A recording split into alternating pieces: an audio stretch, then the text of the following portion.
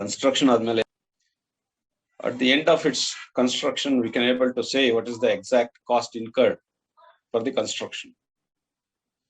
ಒಟ್ಟಿಗೆ ಎಷ್ಟು ಖರ್ಚಾಯ್ತು ಈ ಒಂದು ಕಟ್ಟಡ ಮಾಡ್ಲಿಕ್ಕೆ ಅಂತ ಹೇಳಲಿಕ್ಕೆ ಸರಿಯಾಗಿ ಗೊತ್ತಾಗ್ತದೆ. ಅಂದಾಜು ವೆಚ್ಚ ತಯಾರು ಮಾಡಿರ್ತೀವಿ, ಅದ್ರ ಜೊತೆಗೆ ಟೆಂಡರ್ ಕೂಡ ಆಗಿರುತ್ತೆ. Consent given by the contractor to take up that job, particular job for the particular cost.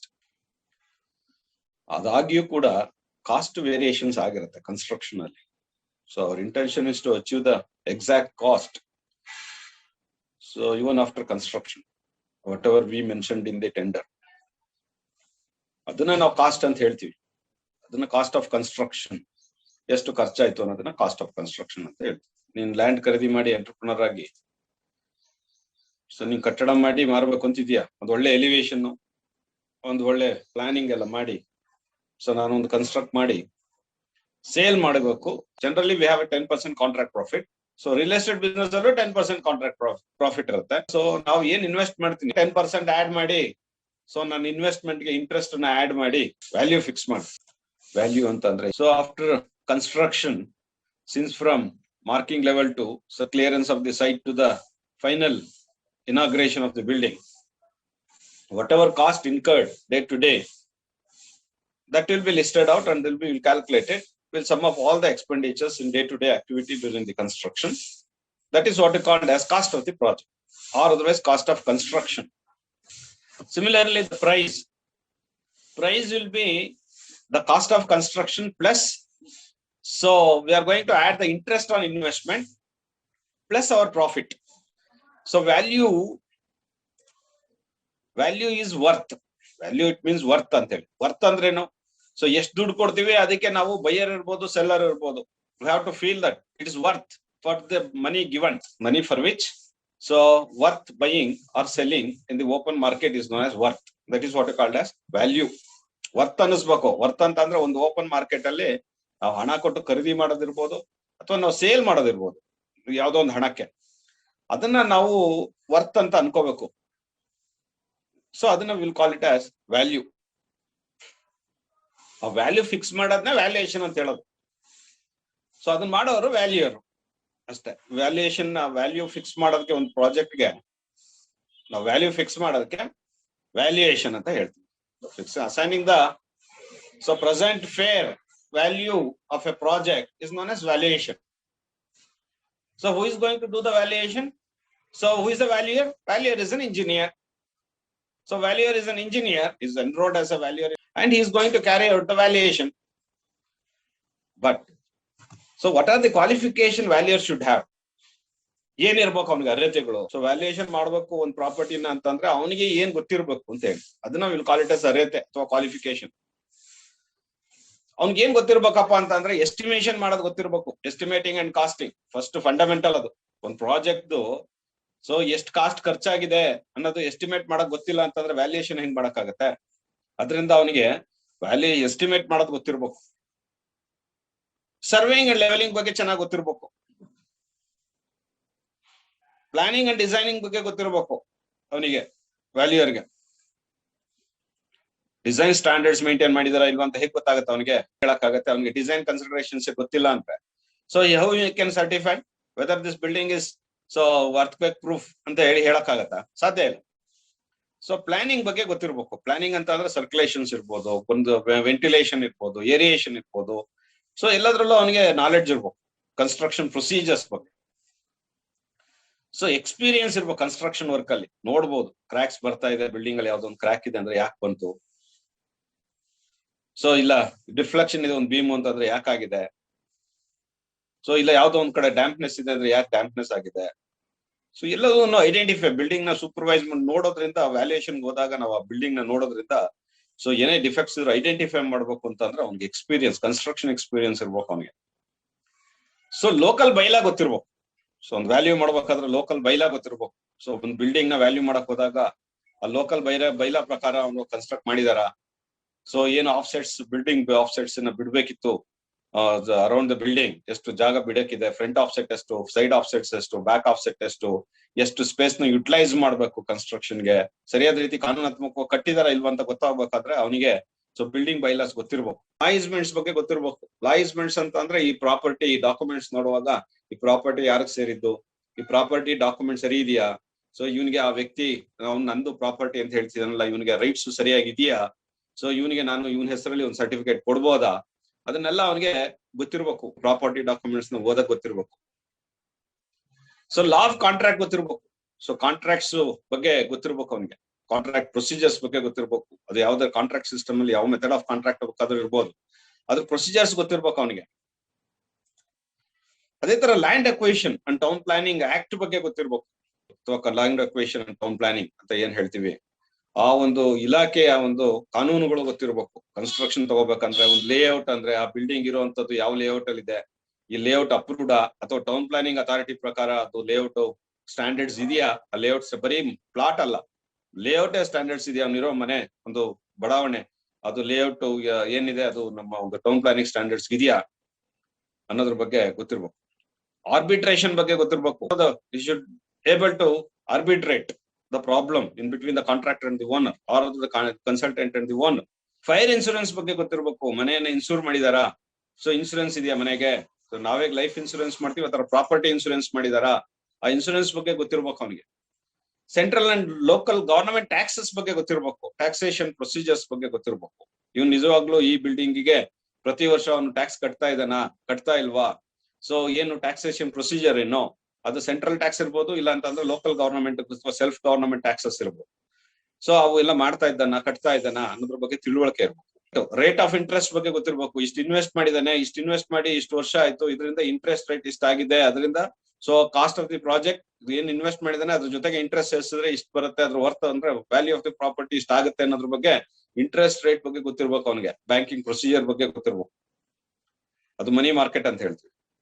Zonal importance of the land and building, ಅದೇ ಟೌನ್ ಪ್ಲಾನಿಂಗ್ ಆಕ್ಟ್. ಈ ರೀಜನಲ್ ಡೆವಲಪ್ಮೆಂಟ್ ಸಾಧ್ಯ ಇದೆಯಾ, ಈ ಕಡೆ ಪ್ರದೇಶದಲ್ಲಿ ಇಷ್ಟು ವ್ಯಾಪ್ತಿಯಲ್ಲಿ ಇದನ್ನ ನಾವು ಮಾಡಿರುವಂತದ್ದು ಸರಿ ಇದೆಯಾ, ಈ ಪ್ರಾಜೆಕ್ಟ್ ರೆಸಿಡೆನ್ಶಿಯಲ್ ಕಮರ್ಷಿಯಲ್ ಏನ್ ಝೋನು ಇದು, ಈ ಝೋನ್ ಅಲ್ಲಿ ಕಮರ್ಷಿಯಲ್ ಝೋನ್ ಅಲ್ಲಿ ರೆಸಿಡೆನ್ಸ್ ಮಾಡಿದಾನ, ರೆಸಿಡೆನ್ಶಿಯಲ್ ಅಲ್ಲಿ ಕಮರ್ಷಿಯಲ್ ಮಾಡಿದಾನ, ಇದಕ್ಕೆ ವ್ಯಾಲ್ಯೂ ಮುಂದೆ ಏನ್ ಭವಿಷ್ಯ ಇದೆ ಅನ್ನೋದ್ರ ಬಗ್ಗೆ ಗೊತ್ತಿರ್ಬೇಕು. ಝೋನಲ್ ಇಂಪಾರ್ಟೆನ್ಸ್ ಬಗ್ಗೆ ಗೊತ್ತಿರ್ಬೇಕು. ಸೊ ರಿಪೋರ್ಟ್ಸ್ ರೆಡಿ ಮಾಡಕ್ ಗೊತ್ತಿರ್ಬೇಕು. ಸೊ ಆ ಬಿಲ್ಡಿಂಗ್ ನ ಮಾರ್ಕೆಟ್ ಅಲ್ಲಿ ಎಷ್ಟು ಬೆಲೆ ಬಾಳುತ್ತೆ ಅಂತ ಹೇಳಲಿಕ್ಕೆ ಸಾಧ್ಯ ಆಗುತ್ತೆ, ಇಲ್ಲದೆ ಇದ್ರೆ ಅವನಿಗೆ ಹೇಳಲಿಕ್ಕೆ ಸಾಧ್ಯ ಆಗೋದಿಲ್ಲ. ಆದ್ರಿಂದ ಸೊ ವ್ಯಾಲ್ಯೂಯರ್ಗೆ ಈ ಎಲ್ಲಾ ಕ್ವಾಲಿಫಿಕೇಶನ್ಸ್ ಕೂಡ ಇರಬೇಕಾಗತ್ತೆ. ಪರ್ಪಸ್ ಆಫ್ ವ್ಯಾಲ್ಯೂಯೇಷನ್, ಏನ್ ಉದ್ದೇಶಕ್ಕಾಗಿ ನಾವು ವ್ಯಾಲ್ಯೂ ಮಾಡ್ತೀವಿ. So there are different purposes for the valuing the building. ಉದ್ದೇಶಗಳು ಬೇರೆ ಬೇರೆ ಇರ್ತವೆ. ಏನಪ್ಪಾ ಅಂತಂದ್ರೆ ಕೆಲವರು ವ್ಯಾಲ್ಯೂಯೇಷನ್ ರಿಪೋರ್ಟ್ ನ ಕೇಳ್ತಾರೆ. ಏನಕ್ಕೆ ಅಂತಂದ್ರೆ ಲೋಕಲ್ ಅಥಾರಿಟಿಯಲ್ಲಿ ನಿಮ್ದು ವರ್ತ್ ಆಫ್ ದಿ ಪ್ರಾಪರ್ಟಿ ಏನಿದೆ ಅದನ್ನ ರಿಪೋರ್ಟ್ ತಗೊಂಡ್ಬನ್ನಿ ಅಂತ ಹೇಳ್ತಾರೆ. ಸೊ ಅದ್ರ ಆಧಾರದ ಮೇಲೆ ಅವರು ಟ್ಯಾಕ್ಸ್ ನ ಫಿಕ್ಸ್ ಮಾಡ್ತಾರೆ. ಸೊ ಟ್ಯಾಕ್ಸ್ ಫಿಕ್ಸೇಷನ್, ಅದ್ರ ಮೇಲೆ ಪ್ರಾಪರ್ಟಿ ಟ್ಯಾಕ್ಸ್ ನ ಫಿಕ್ಸ್ ಮಾಡ್ಬೇಕೆ ನಾವು. ಸೊ ಅದ್ರ ವರ್ತ್ ಆಫ್ ದಿ ಪ್ರಾಪರ್ಟಿ ಗೊತ್ತಿರ್ಬೇಕು, ವ್ಯಾಲ್ಯೂ ಆಫ್ ದಿ ಪ್ರಾಪರ್ಟಿ ಗೊತ್ತಿರ್ಬೇಕು. ಅದು ಗೊತ್ತಿರ್ಬೇಕು ಯಾರು, ನನಗಲ್ಲ, ಮುನ್ಸಿಪಲ್ ಅಥಾರಿಟಿ, ಲೋಕಲ್ ಗವರ್ನಮೆಂಟ್ ಏನಿದೆ, ಸೊ ಟೌನ್ ಪಂಚಾಯತಿ ಇರ್ಬೋದು, ವಿಲೇಜ್ ಪಂಚಾಯತಿ ಇರ್ಬೋದು, ಸೊ ಮುನ್ಸಿಪಲ್ ಕೌನ್ಸಿಲ್ ಇರ್ಬೋದು, ಸಿಟಿ ಕಾರ್ಪೊರೇಷನ್ ಇರ್ಬೋದು. ಸೊ ಇವುಗಳಿಗೆ ಸೊ ನಾವು ನಮ್ಮ ಪ್ರಾಪರ್ಟಿ ಇಷ್ಟು ಬೆಲೆ ಬಾಳ್ತಾ ಇದೆ ಅನ್ನೋದು ಹೇಗೆ ಗೊತ್ತಾಗುತ್ತೆ? ಅದರಿಂದ ವ್ಯಾಲ್ಯೂರ್ ಹತ್ರ ನೀವೊಂದು ಸರ್ಟಿಫಿಕೇಟ್ ತಗೊಂಬನ್ನಿ, ಅದಾಧಾರದ ಮೇಲೆ ನಾನು ಟ್ಯಾಕ್ಸ್ ನ ಫಿಕ್ಸ್ ಮಾಡ್ಬೇಕಾಗತ್ತೆ ಅಂತ ಹೇಳಿದ್ರೆ ಆ ಸಂದರ್ಭದಲ್ಲಿ ಕ್ಲೈಂಟ್ ಬಂದು ನಮ್ಮ ಹತ್ರ ವ್ಯಾಲ್ಯೂಯೇಷನ್ ರಿಪೋರ್ಟ್ ನ ತಗೊಂಡ್ ಹೋಗ್ತಾರೆ. ಪ್ರಾಪರ್ಟಿ ಸೇಲ್ ಮಾಡುವಾಗ್ಲೂ ಕೂಡ ಈ ವ್ಯಾಲ್ಯೂಯೇಷನ್ ರಿಪೋರ್ಟ್ ಬೇಕು. ಸೊ ಅವ್ನು ತೋರಿಸ್ಕೋಬೇಕು, so worth of the property ಇಷ್ಟಿದೆಯಪ್ಪ, ಅದಕ್ಕೆ ನಾನು ಸೇಲ್ ಮಾಡ್ತಾ ಇದ್ದೀನಿ ಅಂತ ಹೇಳಿ ಅವನು ಸೊ ಸಾರ್ವಜನಿಕವಾಗಿ ಹೇಳಲಿಕ್ಕೆ ಕೂಡ ಅನುಕೂಲ ಆಗುತ್ತೆ. ಅದರಿಂದ ಸೇಲ್ ಮಾಡಕ್ಕೂ ಒಂದು ಐಡಿಯಾ ಬೇಕು ಓನರ್ಗೆ, ನಾನು ಎಷ್ಟಕ್ಕೆ ಸೇಲ್ ಮಾಡ್ಬೇಕು ಅಂತೇಳಿ. ಸೊ ಅದರಿಂದ price worth of the value, worth ಅಥವಾ ವ್ಯಾಲ್ಯೂನ ಫಿಕ್ಸ್ ಮಾಡ್ಲಿಕ್ಕೆ ಬೇಕಾಗುತ್ತೆ. ಸೇಲ್ ವ್ಯಾಲ್ಯೂ ಫಿಕ್ಸ್ ಮಾಡ್ಲಿಕ್ಕೆ ಈ ಒಂದು ವ್ಯಾಲ್ಯೂಯೇಷನ್ ರಿಪೋರ್ಟ್ ಬೇಕಾಗುತ್ತೆ. ರೆಂಟ್ ಫಿಕ್ಸೇಷನ್ ಬೇಕಾಗುತ್ತೆ. ಸೊ ರೆಂಟ್ ನ ಕೊಡ್ಬೇಕು ಆ ಪ್ರಾಪರ್ಟಿನ ನಾನು ಅಂತಂದ್ರೆ ಅದಕ್ಕೆ ವ್ಯಾಲ್ಯೂಯೇಷನ್ ಬೇಕು. So value based on the value we are going to fix up the rent. ಈಗ for example so 1 crore project, so what is the expectation of the rent ಅಂದ್ರೆ 10% ರಿಟರ್ನ್ಸ್. ನನಗೆ 10% ರೇಟ್ ಬೇಕಪ್ಪ. 1 ಕೋಟಿಗೆ 10 ಲಕ್ಷ, ಒಂದು ವರ್ಷಕ್ಕೆ 10 ಲಕ್ಷ ರೆಂಟ್ ಬರ್ಬೇಕು ನನಗೆ ಅಂದ್ರೆ ತಿಂಗಳ ನನಗೆ 80,000 ರೆಂಟ್ ಬರ್ಬೇಕು. 1 ಕೋಟಿ ಇನ್ವೆಸ್ಟ್ ಮಾಡಿದೀನಿ, 80,000 ರೂಪಾಯಿ ರಿಟರ್ನ್ಸ್ ಇರ್ಬೇಕು. ಅದನ್ನ ನಾವು ಪರ್ಸೆಂಟೇಜ್ ಬೇಸಿಸ್ ಅಲ್ಲೂ ಕೂಡ ಕ್ಯಾಲ್ಕುಲೇಟ್ ಮಾಡ್ಲಿಕ್ಕೆ ಆಗುತ್ತೆ. ಅದರಿಂದ ರೆಂಟ್ ಫಿಕ್ಸೇಷನ್ಗೂ ಕೂಡ ವ್ಯಾಲ್ಯೂಯೇಷನ್ ಬೇಕು. ರೆಂಟ್ ಕೊಡ್ಬೇಕು ಅಂತ ಅಂದಾಗ ಸರ್ಕಾರಿ ಲೆಕ್ಕದ ಪ್ರಕಾರ ಅಥವಾ ಗವರ್ನಮೆಂಟ್ ಆಕ್ಟ್ ಪ್ರಕಾರ ನಾವು value based on the value of the property we are going to fix the rent. So ಅದರಿಂದ ರೆಂಟ್ ಫಿಕ್ಸೇಷನ್ಗೂ ಕೂಡ ವ್ಯಾಲ್ಯೂಯೇಷನ್ ರಿಪೋರ್ಟ್ ಬೇಕು. ಇನ್ಸೂರೆನ್ಸ್, ಆ ಒಂದು ಬಿಲ್ಡಿಂಗ್ ಇನ್ಸೂರೆನ್ಸ್ ನ ಹೇಳಿದ ಫೈರ್ ಸೇಫ್ಟಿ ಇನ್ಸೂರೆನ್ಸ್ ತಗೋಬೇಕು. ಸೊ ಇಲ್ಲ ಬೇರೆ ಇನ್ನೇನಾದ್ರೂ ಅರ್ಥಕ್ವೇಕ್ ರೆಸಿಸ್ಟೆನ್ಸ್, ನಮ್ಗೆ ಬಿಲ್ಡಿಂಗ್ ನ ಡಿಸೈನ್ ಮಾಡಿದೀವಿ, ಇಲ್ಲ ಡಿಸೈನ್ ಮಾಡಿದ್ದು ಹೌದು, ಇನ್ಸೂರ್ ಮಾಡ್ಬೇಕು, ಏನೋ ನ್ಯಾಚುರಲ್ ಕಲಾಮಿಟಿಯಿಂದ ಅದು ಹಾನಿ ಆಗ್ಬಾರ್ದು ಬಿಲ್ಡಿಂಗ್ ಅಂತಿದ್ರೆ ಅದನ್ನ ನಾವು against to the natural calamities, so have to insure. So ನಮ್ಗೆ ಗೊತ್ತಿಲ್ಲ ಯಾವಾಗ ಅರ್ಥಕ್ವೇಕ್ ಆಗುತ್ತೆ, ಯಾವಾಗ ಫ್ಲಡ್ ಬರುತ್ತೆ, ಏನ್ ಪ್ರಾಬ್ಲಮ್ ಇದೆ ನೇಚರ್ ಅಲ್ಲಿ ಅಂತ ಬಗ್ಗೆ ನಮ್ಗೆ ಗೊತ್ತಿಲ್ಲ. ನಮ್ ಬಿಲ್ಡಿಂಗ್ ಹಾಳಾಗ್ಬಾರ್ದು, ಹಾಳಾದ್ರೆ ನಾವು ಕಟ್ಕೋಬೇಕಲ್ಲ ವಾಪಸ್, ಅದಕ್ಕೆ ಸರ್ಕಾರ ದುಡ್ಡು ಕೊಡ್ಬೇಕಾಗತ್ತೆ, ಅದಕ್ಕಾಗಿ ಇನ್ಸೂರ್ ಮಾಡ್ಬೇಕು ನಾವು. ಸೊ ಆ ಇನ್ಸೂರೆನ್ಸ್ ಮಾಡ್ಲಿಕ್ಕಾಗಿ ವ್ಯಾಲ್ಯೂಯೇಷನ್ ರಿಪೋರ್ಟ್ ತಗೊಂಡೋಗ್ತಾರೆ. ಸೊ ಮಾರ್ಟಿಗೇಜ್ ಮಾಡೋದು, mortgage value of the security loans ನಮ್ಗೆ ಬೇಕಾಗತ್ತೆ. ಮಾರ್ಟಿಗೇಜ್ ಮಾಡೋದ್ರಿಂದ ಸೆಕ್ಯೂರಿಟಿ ಲೋನ್ಸ್ ನ ಸೆಕ್ಯೂರಿಟಿ ಲೋನ್ಸ್ ನ ತಗೋಬಹುದು. ಆ ಕಾರಣಕ್ಕಾಗಿ ಅವರು ಬ್ಯಾಂಕ್ ಅಲ್ಲಿ ಸಾಲ ತಗೊಳ್ಳಿಕ್ಕಾಗಿ ನಾವು ಮಾರ್ಟಿಗೇಜ್ ಯಾವ್ದು ಪ್ರಾಪರ್ಟಿ ವ್ಯಾಲ್ಯೂಯೇಷನ್ ನ ಕೇಳ್ತಾರೆ. ಸೊ ಮಾರ್ಟಿಗೇಜ್ ಮಾಡೋದು ಅಂತ ಹೇಳ್ತೀವಿ ಅದನ್ನ ಮಾರ್ಟಿಗೇಜ್ ಮಾಡ್ಲಿ ಲೋನ್ ನ ತಕೊಳ್ಳಿಕ್ಕೂ ಕೂಡ, ಸೆಕ್ಯೂರಿಟಿ ಲೋನ್ ತಕೊಳ್ಳಿಕ್ಕೂ ಕೂಡ ಈ ಒಂದು ರಿಪೋರ್ಟ್ ಉಪಯೋಗ ಬರುತ್ತೆ. ಸೊ ಕಂಪಲ್ಸರಿ ಅಕ್ವೇಷನ್, ಒಂದ್ ವೇಳೆ ಈ ಗವರ್ನಮೆಂಟ್ ಪಬ್ಲಿಕ್ ಪರ್ಪಸಸ್ಗೆ, ಸೊ ಒಂದು ಪ್ರದೇಶದಲ್ಲಿ ಬಸ್ ಸ್ಟ್ಯಾಂಡ್ ಕಟ್ಬೇಕು, ಹಾಸ್ಪಿಟಲ್ ಕಟ್ಬೇಕು, ರಸ್ತೆ ಮಾಡ್ಬೇಕು, ಇವೆಲ್ಲ ಪಬ್ಲಿಕ್ ಪರ್ಪಸಸ್. ಸೊ ಅಂತ ಸಂದರ್ಭದಲ್ಲಿ ಸೊ ಕಂಪಲ್ಸರಿ ಎಕ್ವೇಷನ್, ಸರ್ಕಾರ ನಮ್ ಜಾಗನ ಅಕ್ವೈರ್ ಮಾಡ್ಕೊಂಡ್ಬಿಡುತ್ತೆ, ತಗೊಳುತ್ತೆ, ಅವ್ರ ಹಿಡ್ತಕ್ಕೆ ತಗೊಳುತ್ತೆ ಸರ್ಕಾರ. ಅಥವಾ ನಮ್ ಜಾಗ ಅಂತ ಅಂದ್ರೆ ಓನರ್ದು, ಯಾರೋ ಒಬ್ಬ ಓನರ್ದು ಜಾಗನ ಅಕ್ವೈರ್ ಮಾಡ್ಕೊಬಿಡುತ್ತೆ. ಆಗ ಅಕ್ವೈರ್ ಮಾಡ್ಕೊಂಡಾಗ ಏನ್ ಮಾಡುತ್ತೆ ಸರ್ಕಾರ, ತಗೊಂಡಾಗ ಇವನು ಕಂಪನ್ಸೇಷನ್ ಕ್ಲೈಮ್ ಮಾಡ್ತಾನೆ. ಕಂಪನ್ಸೇಷನ್ ನನಗೆ ಇಷ್ಟು ದುಡ್ಡು ಬೇಕು ಅಂತ ಸರ್ಕಾರದ ಮುಂದೆ ಹೇಳ್ಬೇಕಂದ್ರೆ ನಾವು ರಿಜಿಸ್ಟರ್ಡ್ ವ್ಯಾಲ್ಯೂಯರ್ ಇಂದ ವ್ಯಾಲ್ಯೂಯೇಷನ್ ರಿಪೋರ್ಟ್ ನ ಸಬ್ಮಿಟ್ ಮಾಡ್ಬೇಕಾಗತ್ತೆ. ಸ್ಪೆಕ್ಯುಲೇಷನ್ ಅಂತ ಅಂದ್ರೆ, ಸೊ ನಮ್ಮ ಒಂದು ಮಾರ್ಕೆಟ್ ವ್ಯಾಲ್ಯೂ, ಈಗ ಒಂದು ಪ್ರಾಡಕ್ಟ್ ನ ನಾವು ಮನೇನ ಮಾರ್ತಾ ಇದೀವಿ, ಏನೋ ಒಂದು ಕಾರಣದಿಂದಾಗಿ ಈಗ ಮಾರ್ಕೆಟ್ ವ್ಯಾಲ್ಯೂ ಕಡಿಮೆ ಆಗ್ಬಿಟ್ಟಿದೆ, ಮಾರ್ಕೆಟ್ ವ್ಯಾಲ್ಯೂ ಜಾಸ್ತಿ ಆಗ್ಬಿಟ್ಟಿದೆ. ಆ ಸ್ಪೆಕ್ಯುಲೇಷನ್ಸ್ ಹೆಚ್ಚು ಟೈಮ್ ಇರೋದಿಲ್ಲ. ಸ್ಪೆಕ್ಯುಲೇಷನ್ಸ್ ಅಂದ್ರೆ ವೇರಿಯೇಷನ್ಸ್, ಕಾನ್ಸ್ಟೆಂಟ್ ಇರುತ್ತೆ ಮಾರ್ಕೆಟ್ ಅಲ್ಲಿ ರೇಟ್, ಬಟ್ ಕೆಲವೊಂದು ಸಂದರ್ಭಗಳಲ್ಲಿ ವೇರಿಯೇಷನ್ಸ್ ಆಗುತ್ತೆ. ಸೊ ಅದರಿಂದ ಆ ಸ್ಪೆಕ್ಯುಲೇಷನ್ ಟೈಮ್ ಅಲ್ಲಿ ಎಷ್ಟು ಕಡಿಮೆ ಆಯ್ತು, ಎಷ್ಟು ಜಾಸ್ತಿ ಆಯ್ತು, ಮಾರ್ಕೆಟ್ ವ್ಯಾಲ್ಯೂಗಿನ ಏನಾದ್ರು ಜಾಸ್ತಿ ಕಡಿಮೆ ಆಗ್ಬಿಟ್ಟಿದ್ರೆ ಅಂತ ಸಂದರ್ಭದಲ್ಲೂ ಕೂಡ ವ್ಯಾಲ್ಯೂಯೇಷನ್ ಅನ್ನ ಶಾರ್ಟ್ ಪೀರಿಯಡ್ ಗೆ ನಾವು ಮಾಡ್ಕೋಬೇಕಾಗತ್ತೆ.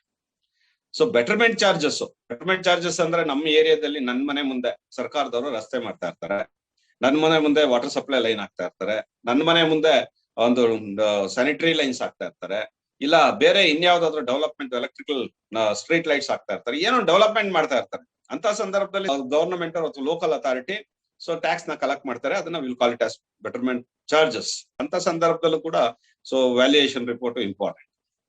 ಸೊ ವೆಲ್ತ್ ಟ್ಯಾಕ್ಸ್, ಸೊ ನಾವು ಇನ್ಕಮ್ ಟ್ಯಾಕ್ಸ್ ಕಟ್ಬೇಕು, ನಾನು ಇಷ್ಟು ಅರ್ನ್ ಮಾಡ್ತಾ ಇದ್ದೀನಿ, ನನ್ನ ಪ್ರಾಪರ್ಟಿಲಿ ಇಷ್ಟು ಲಾಭ ಬರ್ತಾ ಇದೆ ಅಂತ ನಾವು ಡಿಕ್ಲೇರ್ ಮಾಡ್ಕೋಬೇಕು ನಮ್ ಇನ್ಕಮ್ ಅಂತಂದಾಗ ಆ ವೆಲ್ತ್ ಟ್ಯಾಕ್ಸ್ ನ ಇನ್ಕಮ್ ಟ್ಯಾಕ್ಸ್ ಅಲ್ಲಿ ಕಟ್ಬೇಕಾಗುತ್ತೆ. ನಮಗೆ ವೆಲ್ತ್ ಟ್ಯಾಕ್ಸ್ ಅಂದ್ರೆ ಇನ್ಕಮ್ ಟ್ಯಾಕ್ಸ್ ಕಟ್ಬೇಕಾಗುತ್ತೆ. ಅಂತ ಸಂದರ್ಭದಲ್ಲೂ worth of the property valuation report ನ ಕೇಳ್ತಾರೆ.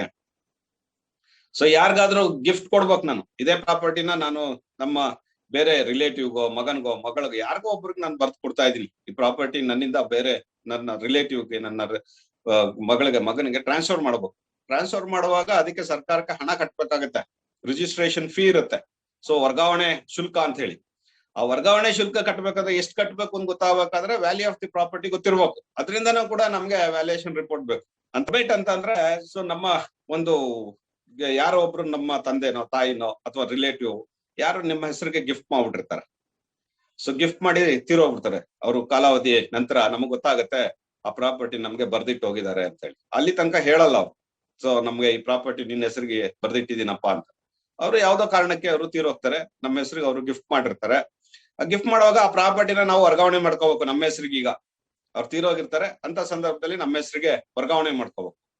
ಸೊ ಅಂತ ಸಂದರ್ಭದಲ್ಲಿ ನಾವು ಕೋರ್ಟ್ ಅಲ್ಲಿ ಹೋಗಿ ಸೊ ನಾವು ಈ ಗಿಫ್ಟ್ ಡೀಡ್ ಅನ್ನ ಸಬ್ಮಿಟ್ ಮಾಡಿ, ಈ ತರ ನನ್ನ ಹೆಸರಿಗೆ ಗಿಫ್ಟ್ ಮಾಡಿದ್ದಾರೆ, ಇದನ್ನ ನಾವೀಗ ವರ್ಗಾವಣೆ ಮಾಡ್ಕೋಬೇಕು ಸರ್ಕಾರದಿಂದ ಅಂತ ಹೇಳ್ಬೇಕಾಗುತ್ತೆ.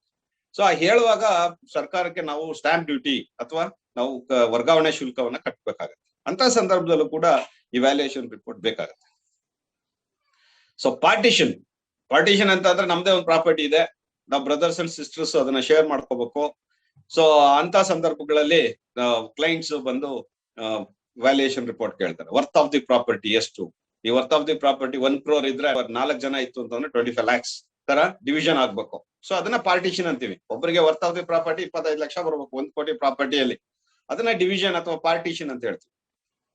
ಅಂತ ಸಂದರ್ಭದಲ್ಲೂ 1 ಕೋಟಿ ಇದು ಅಸೆಟ್ ವ್ಯಾಲ್ಯೂ ಅಂತ ಹೇಳೋರು ಯಾರು, ವ್ಯಾಲ್ಯೂರೇ ಹೇಳ್ಬೇಕು.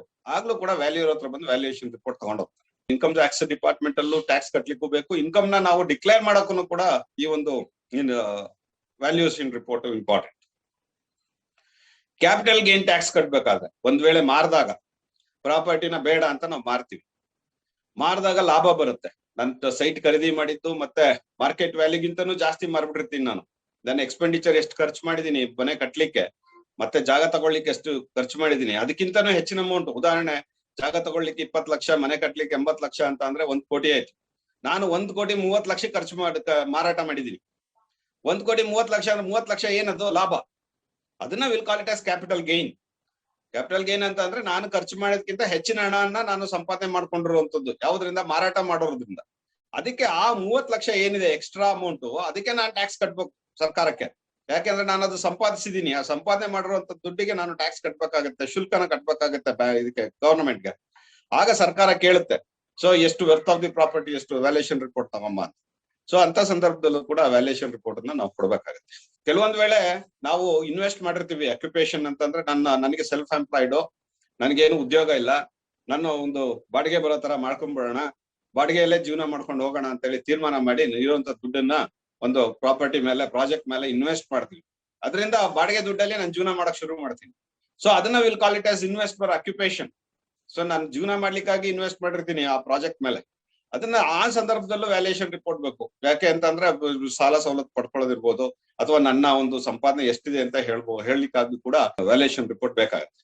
ಸೊ ಏನಕ್ಕೆ ಉದ್ದೇಶಕ್ಕಾಗಿ ವ್ಯಾಲ್ಯೂಯೇಷನ್ ರಿಪೋರ್ಟ್ ಬೇಕು ಅಂತ ನೋಡಿದಾಗ, ಸೊ ನಮಗೆ investment for occupation number 1.